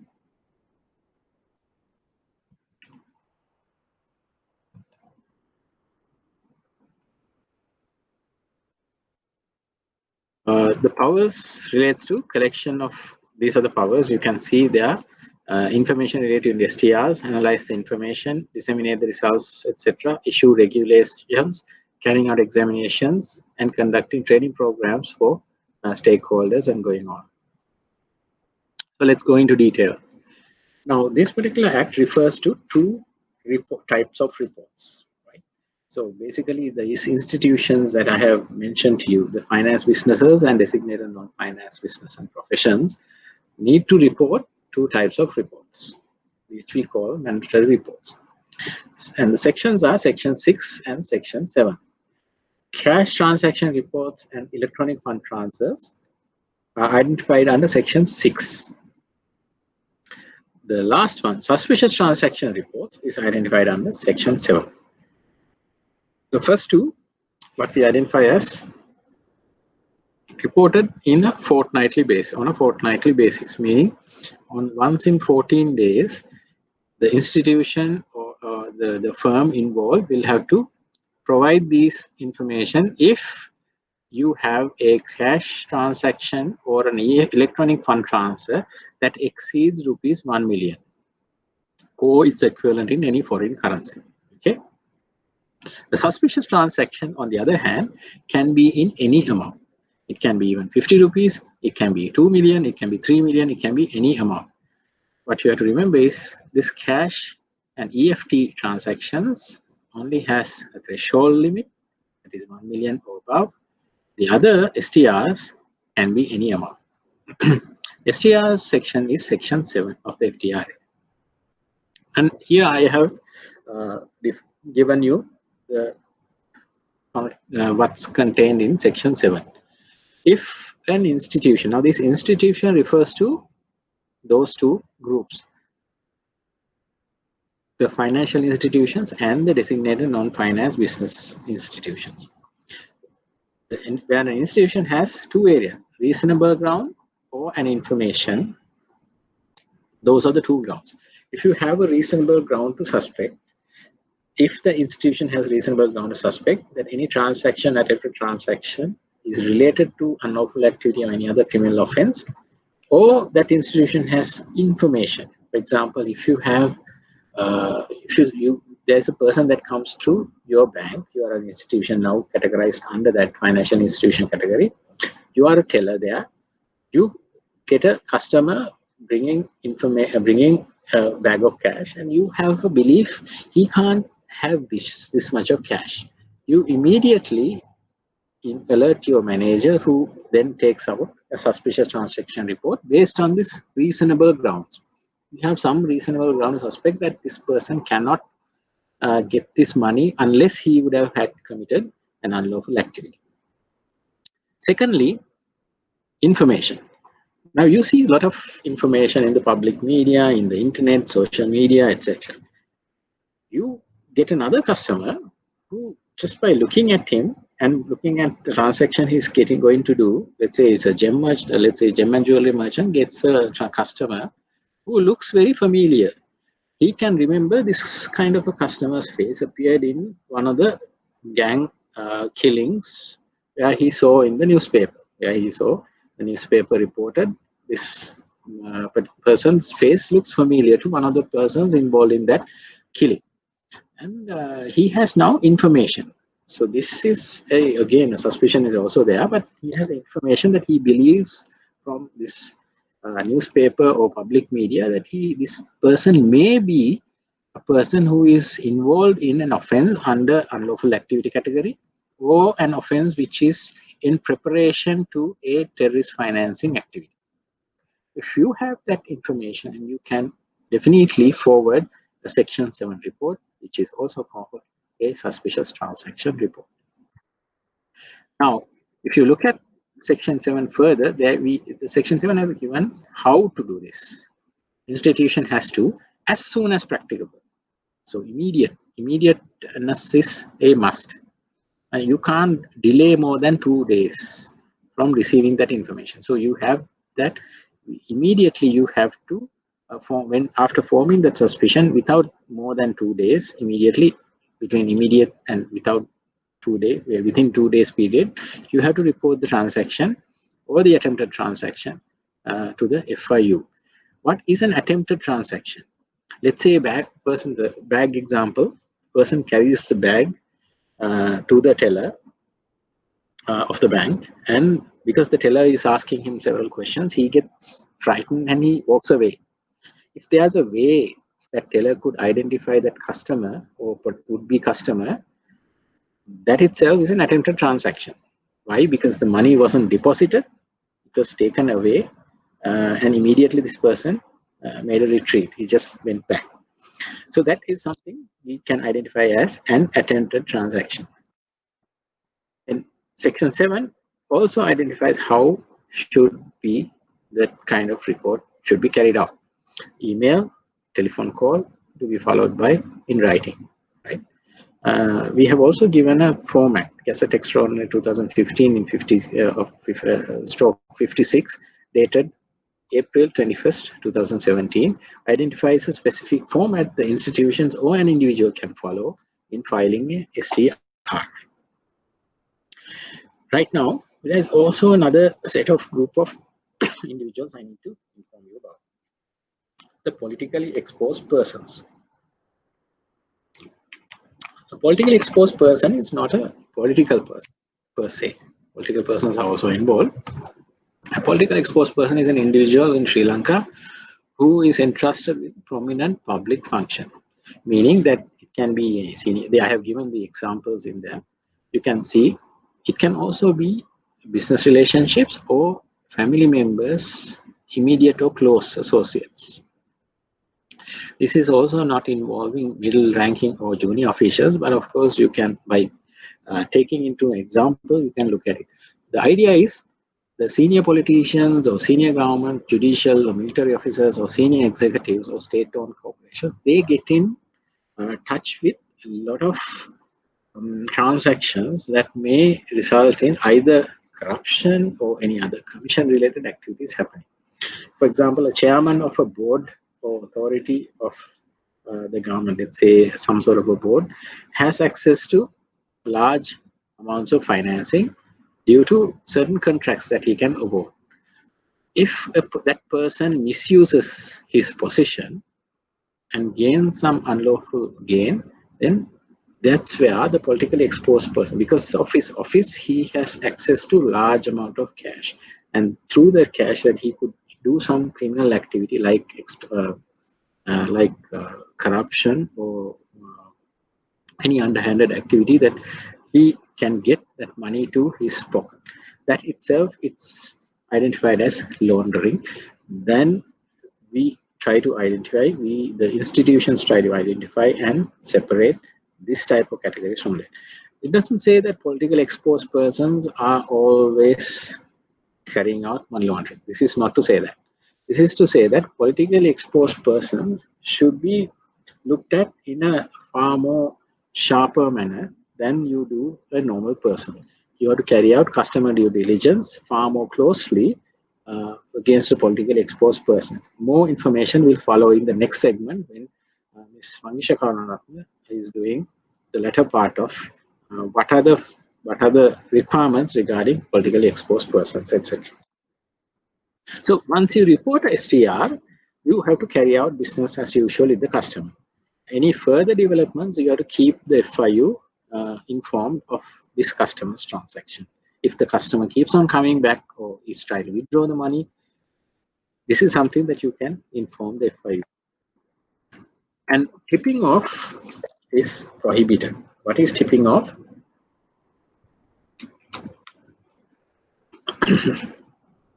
Tipping off is where the financial transaction, under the Financial Transaction Reporting Act, certain information you have to pass on to the Financial Intelligence Unit. Once you pass that information like the suspicious transaction report, etc., to the Financial Intelligence Unit, you can't inform the person who is involved in the transaction of this reporting.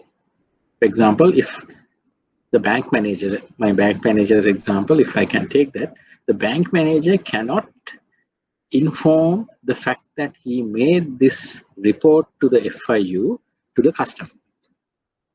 He can't inform that to the customer.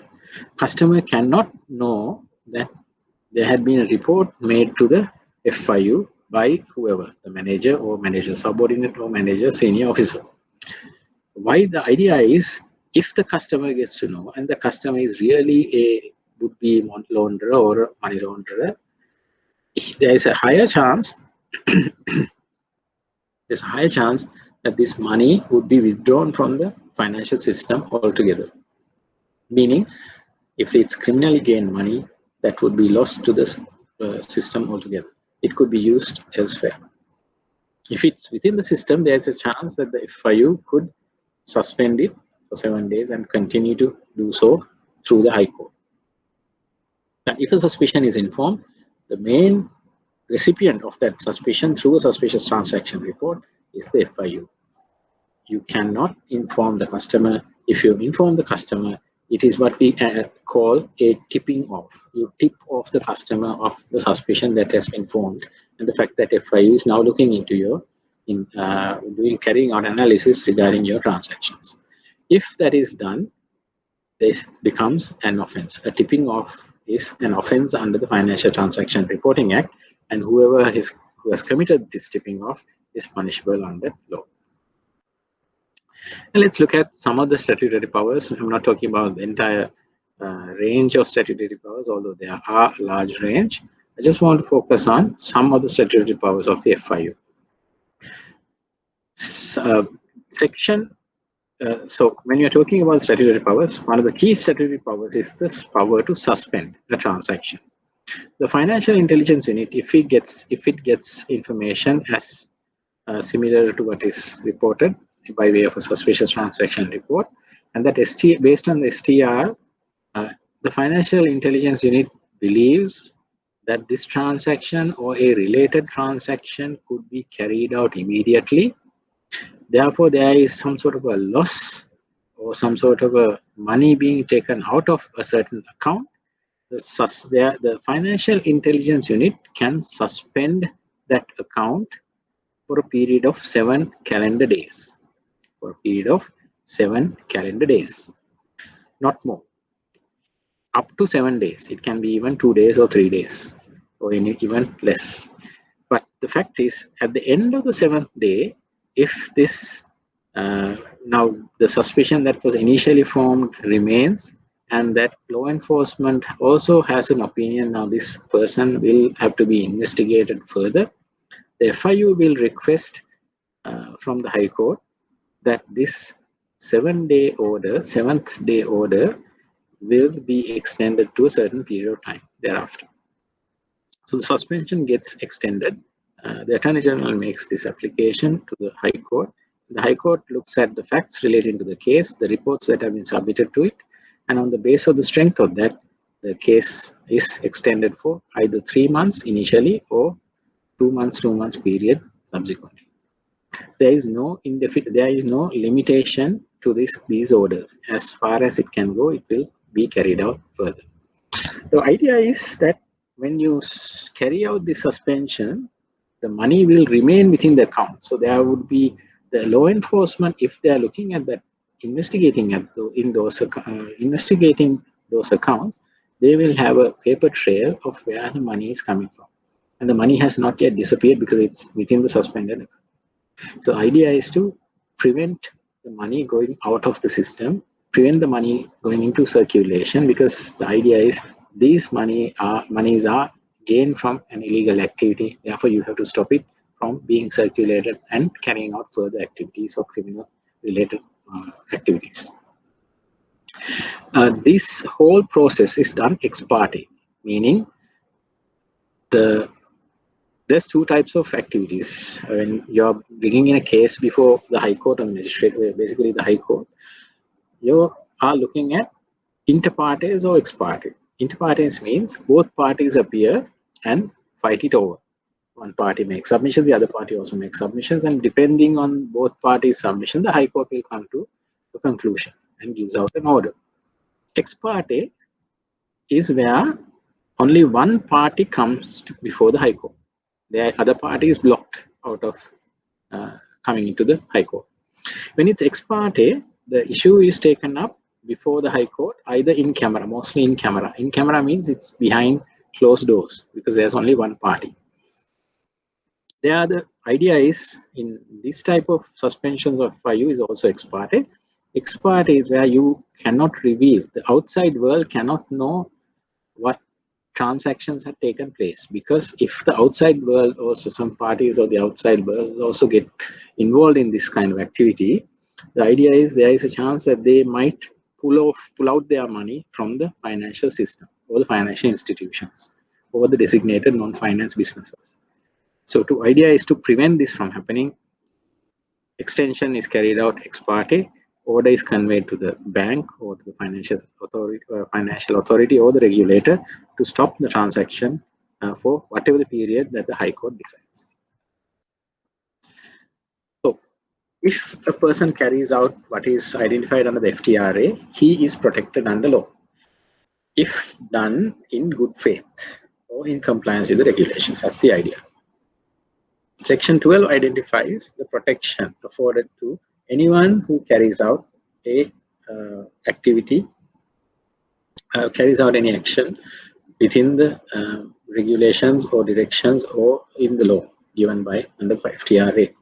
No civil, criminal, or disciplinary proceedings would lie against any person or institution reporting STRs under the FTRA in good faith or in compliance with regulations made under the Act. That's what Section 12 says. Now, Section 19 is another important provision, the imposition of penalties. Imposition of penalties is where any person or institution who does not comply with the provisions of the Financial Transaction Reporting Act, he or she or that institution can face a penalty not exceeding rupees 1 million in any given case. Any given case means if it's, for example, you find certificates of deposits, let's say 100 certificates of deposits that does not carry a name of anyone, but is being deposited under a number within a certain bank. Each certificate of deposit can be fined as up to rupees 1 million. So if it's 100 certificates of deposit, the discretion is with the Financial Intelligence Unit, looking at the nature and the gravity of the violation. You can impose a fine up to 1 million for any given case, meaning any instance. It could be multiples, so therefore definitely the fine could be in multiples of 1 million rupees. But if it's depending on the nature and gravity, if it's a lower type of offense, maybe just erroneous non-reporting, then it could be a lesser sum, but depends on the circumstances surrounding that non-compliance. If this type of non-compliance happens again subsequently, the fine is double as well as plus a penalty on the original occasion. So it's double and going on. So there's a penalty for each non-compliance. So you have to remember, if the same thing happens again at the institution or the person is facing twice that amount initially charged plus another penalty. Some of the trends. Now let's look at some of the trends that are happening. There are a lot of focus on national risks. Countries have come up with, let's say for Sri Lanka, there are a lot of risks emanating from the activities that Sri Lanka is more exposed to. Sri Lanka is now, as I said earlier, being identified as a drug-related activity center. I wouldn't call it a hub yet, but there's a lot of activity relating to drug trafficking is happening. A lot of activity relating to corruption happen. A lot of activity relating to various other scams are taking place. So therefore, our risk, national risk or national crime risk is not the same as maybe the crime risk of England, or maybe the crime risk of Australia, or maybe the crime risk of Fiji, so any other country like that. So we have a unique exposure in terms of crime, and individual countries have their own set of risks. Identifying the risk is something that we have to do, and we have to carry out provisions to counter whatever the risks that's emanating from the national risk assessment. Example, the recent changes in the 40 recommendations identified there is exposure to crypto assets. Bitcoin, Ethernet, Ethereum, and various other globally identified cryptocurrencies are being used by criminal elements so that they could hide their assets within the Bitcoins, etc. So now 40 recommendations have come up with certain recommendations to cover that. Now, Sri Lanka is not a very high-risk country in terms of the crypto assets being misused. So that's some example that I can explain in terms of whether Sri Lanka is identified as a high-risk entity. No, not necessarily, because when you look at the whole transaction profile of Sri Lanka is not the known destination for crypto assets being used. Now, next is where new sanctions regime. There's large penalties coming. If you see Australian institutions, New Zealand institutions, US and UK institutions will find large amounts. There's compliance trying to gain through large penalties being imposed on institutions. The idea is if an institution is scared of the penalties, if they cannot pay the penalties, if they feel restricted, if their shareholders are viewing the penalties as a reputational and market risk, then the institutions will adhere to far more stricter, stringent regulations, not just do it for the sake of doing and get away with it. So that is one of the ideas. There is also an increased transparency in ultimate beneficial ownership information. This is something that the next session will talk in detail, but you have to remember there is a increased awareness of who is behind companies. There is companies, there are shell companies. As I said, companies may have legitimate business model that they are carrying out on a day-to-day basis. Shell companies may not have a legitimate business model. They're just existing for the sake of existing, where behind their closed doors, various underhand and criminal activities may be carried out. So the requirement is now that you have to see who's behind the criminal, behind the corporate pair. The company will have to show that they are being owned by so and so. The benefit of their activities are being taken by so and so. So this is what is known as ultimate beneficial ownership. Then next one is countering increasing trends of social media. Social media and cyber enabled scams have increased in number as in terms of volume. So the idea is that we have to be aware and be more vigilant, because they may be of small value, but taken together they contain a large transaction. Value may be about 5,000 rupees to 100,000 or a couple of 100,000 rupees in terms of the cost, the transaction values involved. But when taken together, scams have a far-reaching effect where it can use the social media platforms and other dedicated platforms to reach out to innocent individuals and utilize those. And next point is increasing in counter proliferation activities. Proliferation of weapons of mass destruction is a United Nations related resolution which we have to adhere, especially with regard to Iran and North Korea. Sri Lanka has issued regulations. I will come back to these regulations. Sanction screening is something that we have to carry out with regard to these. The terrorist financing, terrorism related transactions, the weapons of mass destruction, proliferation related transactions, etc., and Iran and North Korea related, especially UN sanction related transactions. I just briefly mentioned the FIU establishment.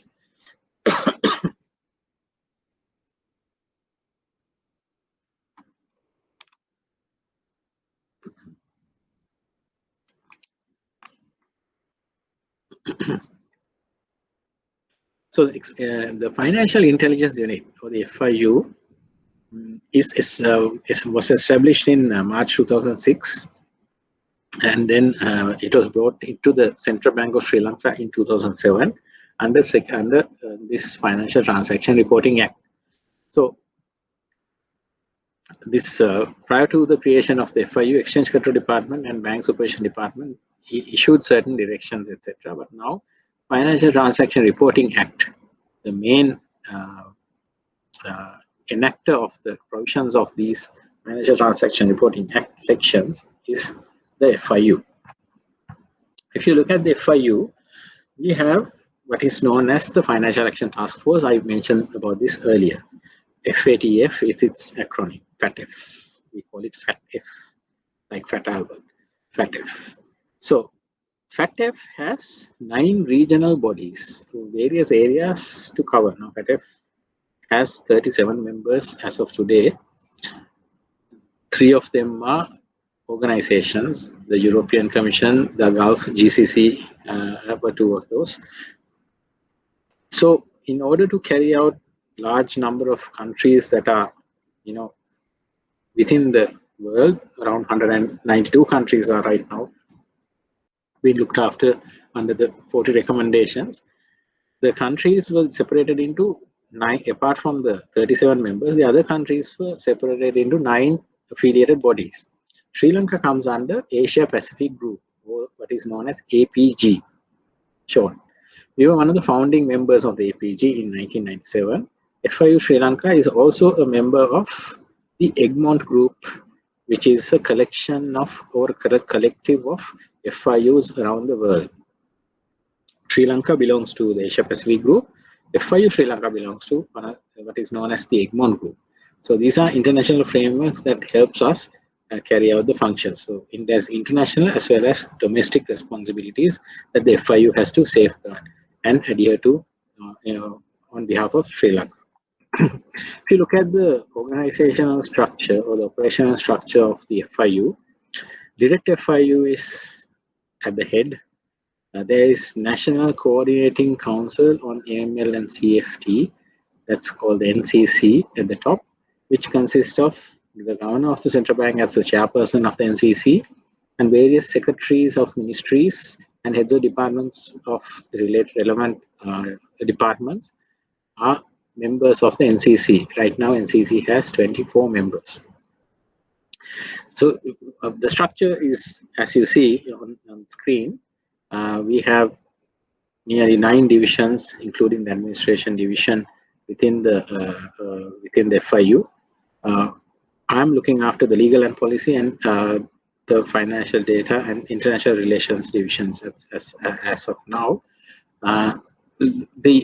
We have further legal consultants who are the senior most officers at the Attorney General's department. Right now we have the acting Solicitor General as the legal consultant, who's directly involved with aiding us, assisting us. There's another division which is within the Attorney General's department who are helping our legal and operational aspects. And apart from that, the CID, we have a separate unit of CID officers, dedicated unit that's looking after the money laundering and terrorist financing component. So this is how the FIU stands today. FIU also has a lot of links through its memoranda of understanding as well as various other instruments. We have established a lot of links with domestic authorities. You see the list there. If you look at the list, it's quite vast, and this allows FIU to get any information they want and forward it to any regulatory body or law enforcement body that it has within this network. So there's a large number of information that we can access to and also pass it on to either to Attorney General or to the law enforcement for further investigation. So we are basically a hub.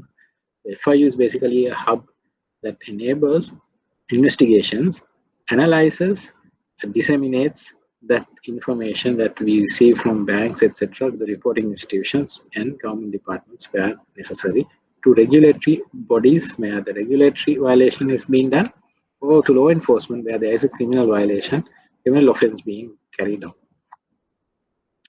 Operational analysis. When we receive an STR, we first look at the CTR and EFT database, and then look at the STR database for previous transactions, and you call for further information. Once you get further information, you carry out validation of information from open sources just to see that whether we can actually confirm some of the transactions that had happened and maybe put some more meat into the conclusion that we find out through the STRs. So this basically identifies the entire report that we compose. STRs are there, and we add it to it information received from our own databases, and we add to it information received from various other entities like the links which I've shown you earlier, and compile a full report and then verify certain things from open source databases and equity and other source databases that we have access to.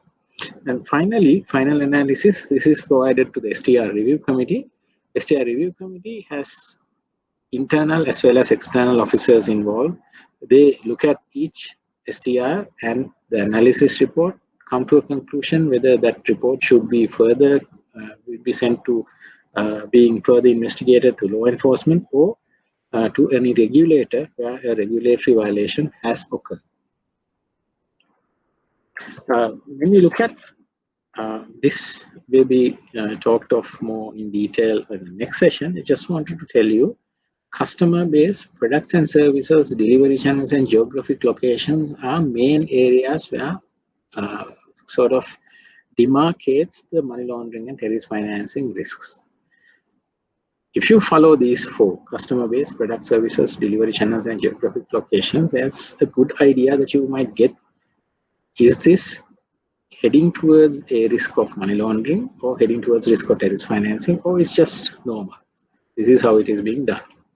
A financial institution, if an institution is involved, they could use for this risk assessment purposes, you can get some internal data, the data that your institution is using. You can also get national risk assessment. Sri Lanka has a national risk assessment being carried out once every 3 to 4 years. Next one is due because of this COVID pandemic scenario and other happenings. The NRA got delayed by about a year. So the national risk assessment findings identify what are the high risk areas, what are the low risk areas. So in the financial sector as well as in the normal geographical the businesses that are being carried out. And then there are country reports issued by various other organizations like the UN, the IMF, the ADB, and various other organizations. Assessment by external parties is another source where party comes and visits Sri Lanka, for example, IMF. There's an IMF report, there's World Bank reports, there's Transparency International reports, a number of reports that are issued. So it's a focus area for the institutions or a person concerned of how do we assess the risk to look into. Right. Now we are entering into the third and the last stage of this set of presentations, looking at the future of compliance. Where are the trends? What are the trends that are required in coming into?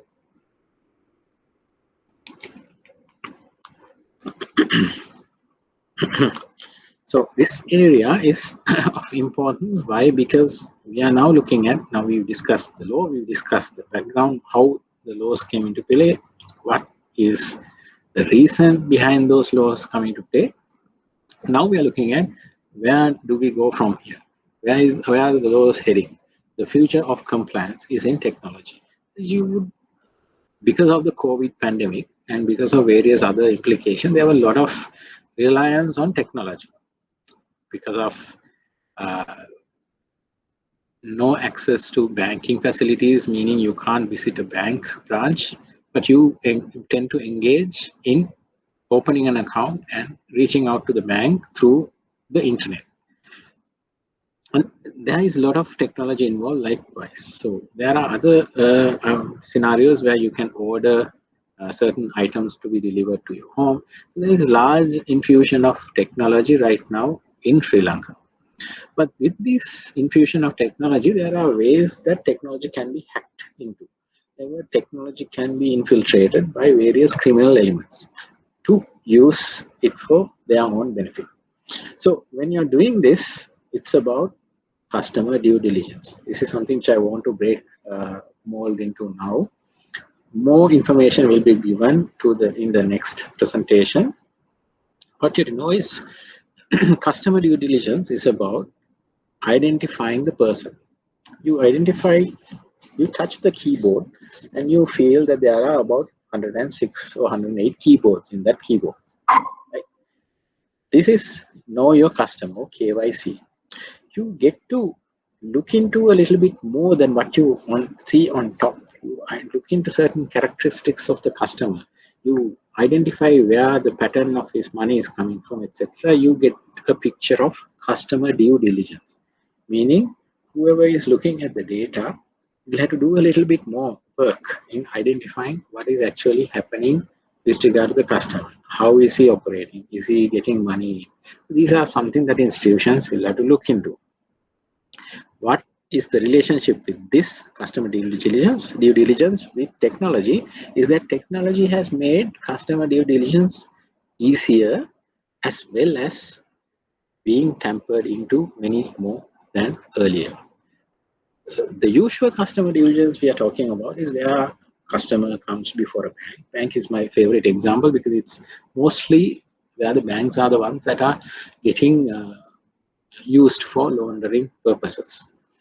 A customer comes before a bank teller who wants to open an account. A person comes before a bank teller wants to open an account. Say, then the teller will wants to know certain information. He will write those down. That's basically identifying the customer. And there is a certain form that the customer will have to fill. For example, the source of income. How much of a value or volume will be going into this particular account? how often would you withdraw, anything like that. Depending on this information provided by the customer, the institution would be ranking the customer according to the risk category that is prevailing from the customer. For example, if that customer is a politically exposed person, let's say a head of an institution goes and say, I want to open an account, I'm so and so, this is my designation. If he is of that senior category of definition which I have given you earlier, he will be identified as a politically exposed person or a PEP. Then he will be ranked as a high risk customer. Not that he will be stopped from opening an account. Definitely not. He will be allowed to open an account. He will be allowed to be transacting. But the fact is, you have to look at it, look at his profile a little bit more than what you look at on a normal person. High risk is that. Technology-wise, you have to be identifying this further. If a person is doing remotely, let's say I log into this and enter my computer details and try to get access to financial institution account, the other side of the location far away from me is where the other end of the transaction is being done. Now, this is what we know and call as non-face-to-face transaction. Now, what we know when non-face-to-face transaction, several things has to be established. Right? I'm going a little bit into the FTRA where this joins together.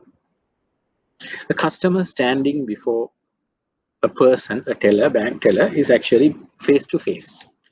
Non-face-to-face is customer is somewhere remotely logging in. For example, like me, I'm now not in front of your face, but in front of a screen where you see me on a different screen. I'm non-face-to-face. Non-face-to-face. Whenever there is a non-face-to-face individual transaction, it is always categorized as high risk. Why?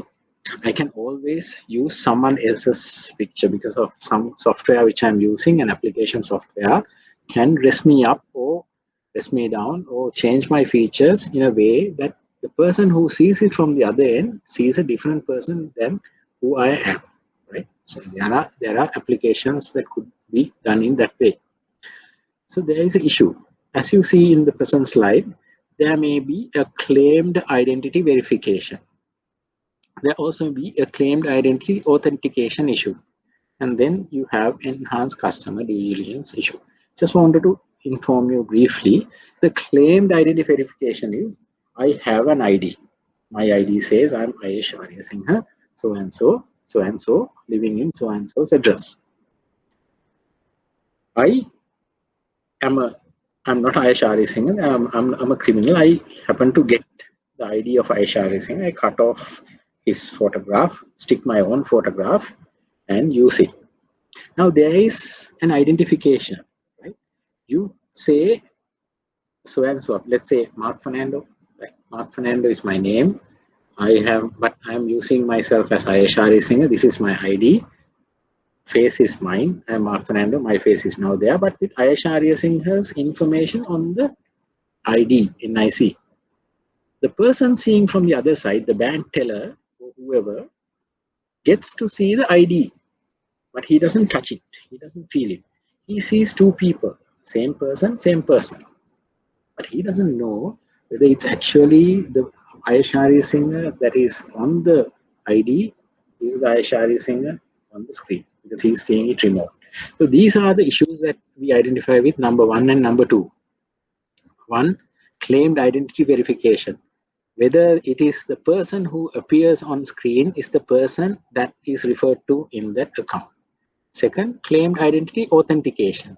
The ID I am bringing to you is the authentic ID. It's not a forged ID or any other ID. Right? These two are issues. First one is the person who's appearing in front of the screen is the same person in that database of that bank or financial institution. Second is the ID I'm showing you on the screen is the same ID that is related to my identity, verification of my identity. Is it the authentic ID? Is it something faked or forged? Third one, whenever this happens, you have to have enhanced customer due diligence. Whenever we are logging in remotely, far away here, It has to happen at a higher level of due diligence, meaning you have to have far more security features to see, to identify, to check whether this transaction is being hacked or this communication is being hacked. These are key elements. I won't go into that, but when it comes to this, Section 2 of the Financial Transaction Reporting Act refers to exactly this area. Anyone who does not have a proper identification, proper physical identification, can't open an account. Section 2(1) is where no institution shall open, operate, or maintain an account where that account, the holder of that account cannot be identified. So you can't have anonymous accounts. You can't do transactions with a person who cannot be identified. That's the first area. Second part, 2.2, speaks of where the verification of identity has to happen through an official document or other reliable independent source information. Now, Sri Lankan ID is an instrument that could be replicated because it's a physical ID. It's not a digital ID. If you take my ID, it carries a small piece of plastic and there is paper inside which has been laminated to a certain degree, and then it has various. If you take the new ID also, it's also physical NIC. Digital NICs are where you get a digital code encoded. You type the digital number, certain set of information pops onto your screen, right? Taken from an independent central database. That's something that you have to, let me jump here.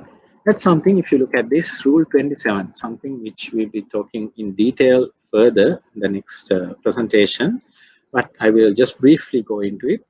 You have to identify a customer prior to entering into a business relationship.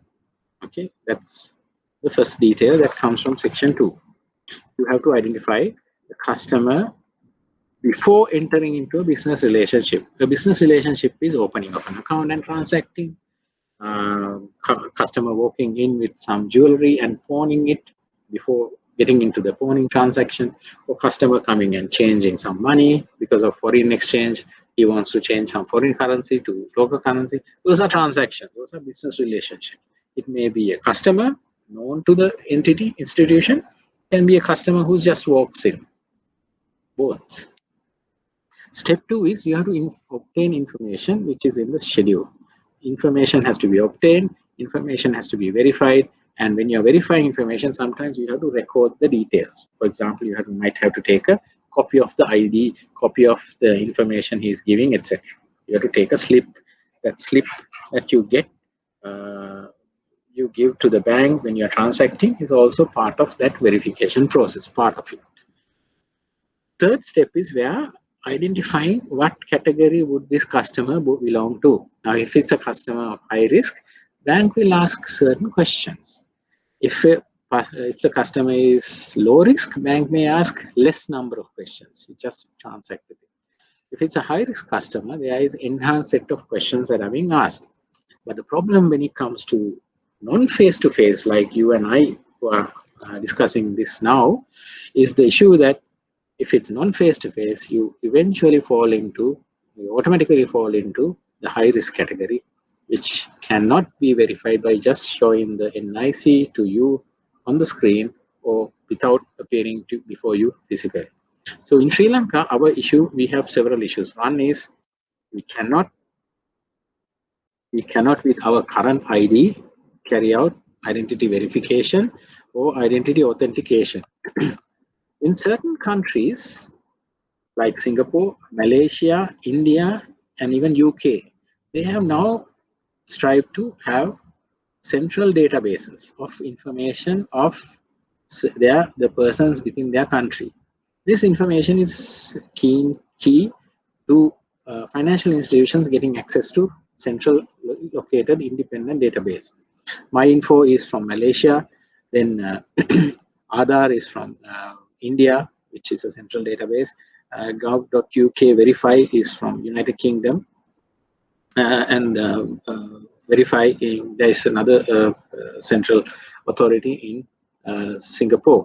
But the fact is, these initiatives done through the government can be used by banks or any other financial institution that wants to carry out online transactions, remote login transactions, anywhere from far away. So the transactions that can be carried from one location, logging into another location can also be eased out with this.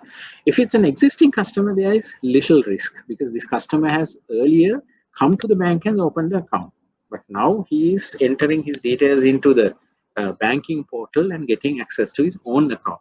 There is no issue because that customer has already walked into the bank, verified his information face to face. If it's a new customer and he's only using an online transaction, online account, then that is a problem. Why? Because in Sri Lanka, we don't have these types of peer initiatives on finding out know your customer information through a independent, verifiable source. Something that Sri Lanka is right now trying to correct is having a digital ID, having a central database under the current government's initiative to have a digital ID, have a encrypted or rather biometric encrypted ID, and then have a central database of individual information so that anyone who wants to get that information can get access from that scenario. And now we come to the last phase of the session, AML compliance and regulatory expectations. So what I've mentioned, you have to remember, AML CFT is separate from the prudential regulations. Prudential regulations are bank supervision, non-bank supervision, securities exchange, insurance, and various other regulators are there in Sri Lanka. What they are looking at is soundness of their institutions under regulation. Soundness of their institutions are based on things like credit ratios, liquidity ratios, etc., which is also known as prudential approach or prudential supervision. AML CFT is different. AML CFT is about finding out whether there is a money laundering risk or terrorist financing risk within that institution's customer base, or because of their geographical location, because of the products that they're using, etc. So you have to identify these two separately. Prudential risk is about soundness of the institution. AML CFT risk is the soundness of their customers, the geographical location, etc., relating to the money laundering risk and terrorist financing risk. Two things on similar lines, but on different circumstances. You have to carry out KYC safeguards that has also been addressed to by the Basel Bank of International Settlements in Basel Approach 2001 to follow a wider prudential approach. You have to incorporate AML CFT also into the bank's prudential or the non-bank's prudential scenario, which is also identified as effective management of banking risks. So I'm going a little bit deep into this area just to set a platform for the next day's session. So we are now talking about effective management of banking risks. The next stage is getting customer due diligence and proceeding onwards. Prudential risk is one, AML CFT is the other, but on the same or almost similar platforms, but prudential risk is looking at ratios and looking at in customer, not necessarily looking at customers, but looking at what sort of a prudential risk is coming onto the institution, whereas AML CFT is looking at customer category, geography, central location, etc. AML CFT based. Okay, and I've just given you some background so that idea is for both prudential as well as for money laundering to have a clean financial system. A stable, clean financial system, maintaining the integrity of the financial system is the outcome of all of these. Not to put harassment to the persons, the customers who are involved in, nothing like that, but to prevent the criminal elements from using or misusing the financial system at large. This helps to identify Sri Lanka as a country which has minimum tolerance for money laundering or terrorist financing or weapons of proliferation financing scenario.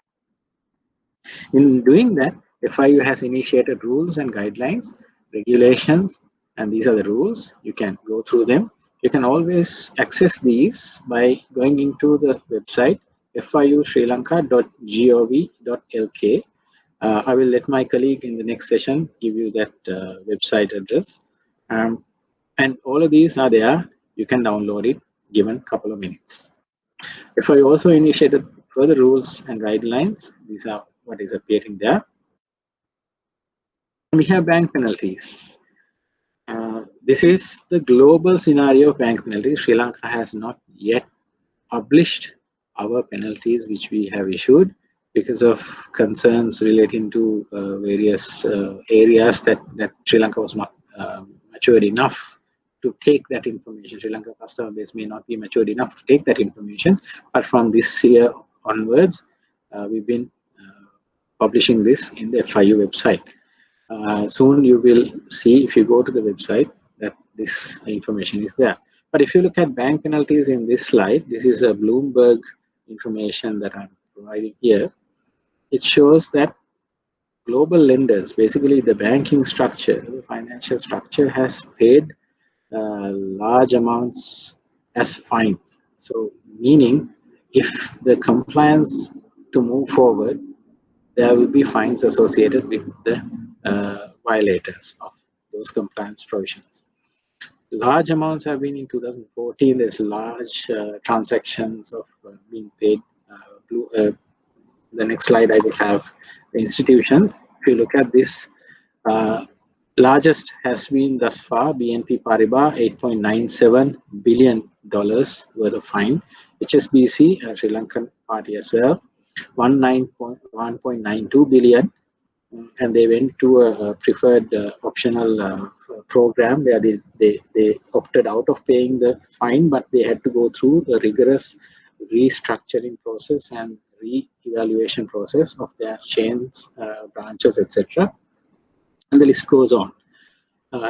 So these, as you see, institutions are getting larger and larger fines for violating anti-money laundering and terrorist financing protocols. If you look at typical money laundering phases, that all those areas which I mentioned at the beginning, the placement, the layering, and the integration phases, you might get these violators, the institutions which are mentioned here as having violated some or more of these stages. So who needs to check? It's up to the institution to have their own safeguards. Why? Because they don't want to be fined on this rate. They can't go on getting fines because ultimately they'll be identified as a risky institution, as an institution that is safeguarding black money or illegal proceeds and enabling money launderers to thrive. When that is identified, the institution loses prestige, loses its market share, and also customers the genuine customers who are worried about the safety of their money, the integrity of their money, will stay away from institutions like that. If you look at the right-hand topmost charts, you see the exposure in terms of the region. North American region, there is more exposure for money laundering and stolen assets, etc., in the Central and South African region, and also some South American region. There's also some exposure to Western Europe and as well as Russia and Central area. So Asia Pacific, there's somewhat high, but if you can see this more clearly, we need to step up in terms of understanding, etc. So what I want to leave you is that with this message that right now we have strong laws, but we need strong adherence to those laws in place, and therefore we need to look up and take measures with regard to what we have to achieve. If not, we will fail in adhering to the 40 recommendations, much as the international conventions that try to prevent organized crime and money laundering. So these has become a national requirement as well as an international requirement. If we do not do so, we might get penalized by being put in the grey list or the blacklist of any international organization. And that's just listing. And we also lose in getting access to financing, getting access to insurance, our freight forwarding, etc., our custodian banking relationships will suffer. And if it further proceeds, no Sri Lankan would be able to open an account or transact with outside parties due to restrictions placed on the Sri Lankans as a nationality that's prone to large scale of money laundering and corruption, etc. So with these words, I would like to conclude, and I would like to ask whether any of you have any questions in this area.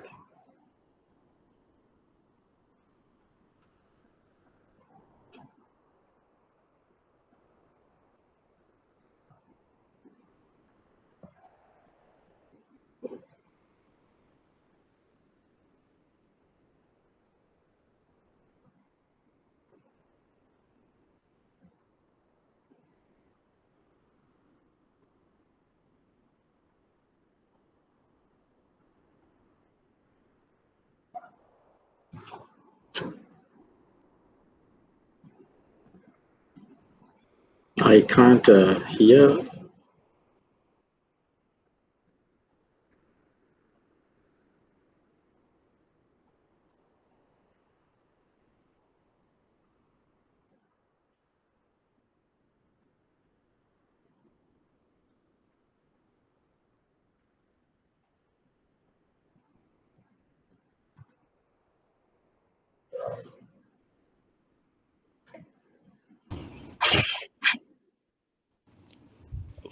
No questions for the moment, sir. All right. Thank you. If there's any other questions that you need clarifying, you can always get back to me or to Vangesha Karna the next session. And we will also leave the our contact details with the IBSL Secretariat so that you have any issues later on, you can clarify this. Then if no questions from the others, I would like to stop the session now. Thank you very much and have a pleasant day.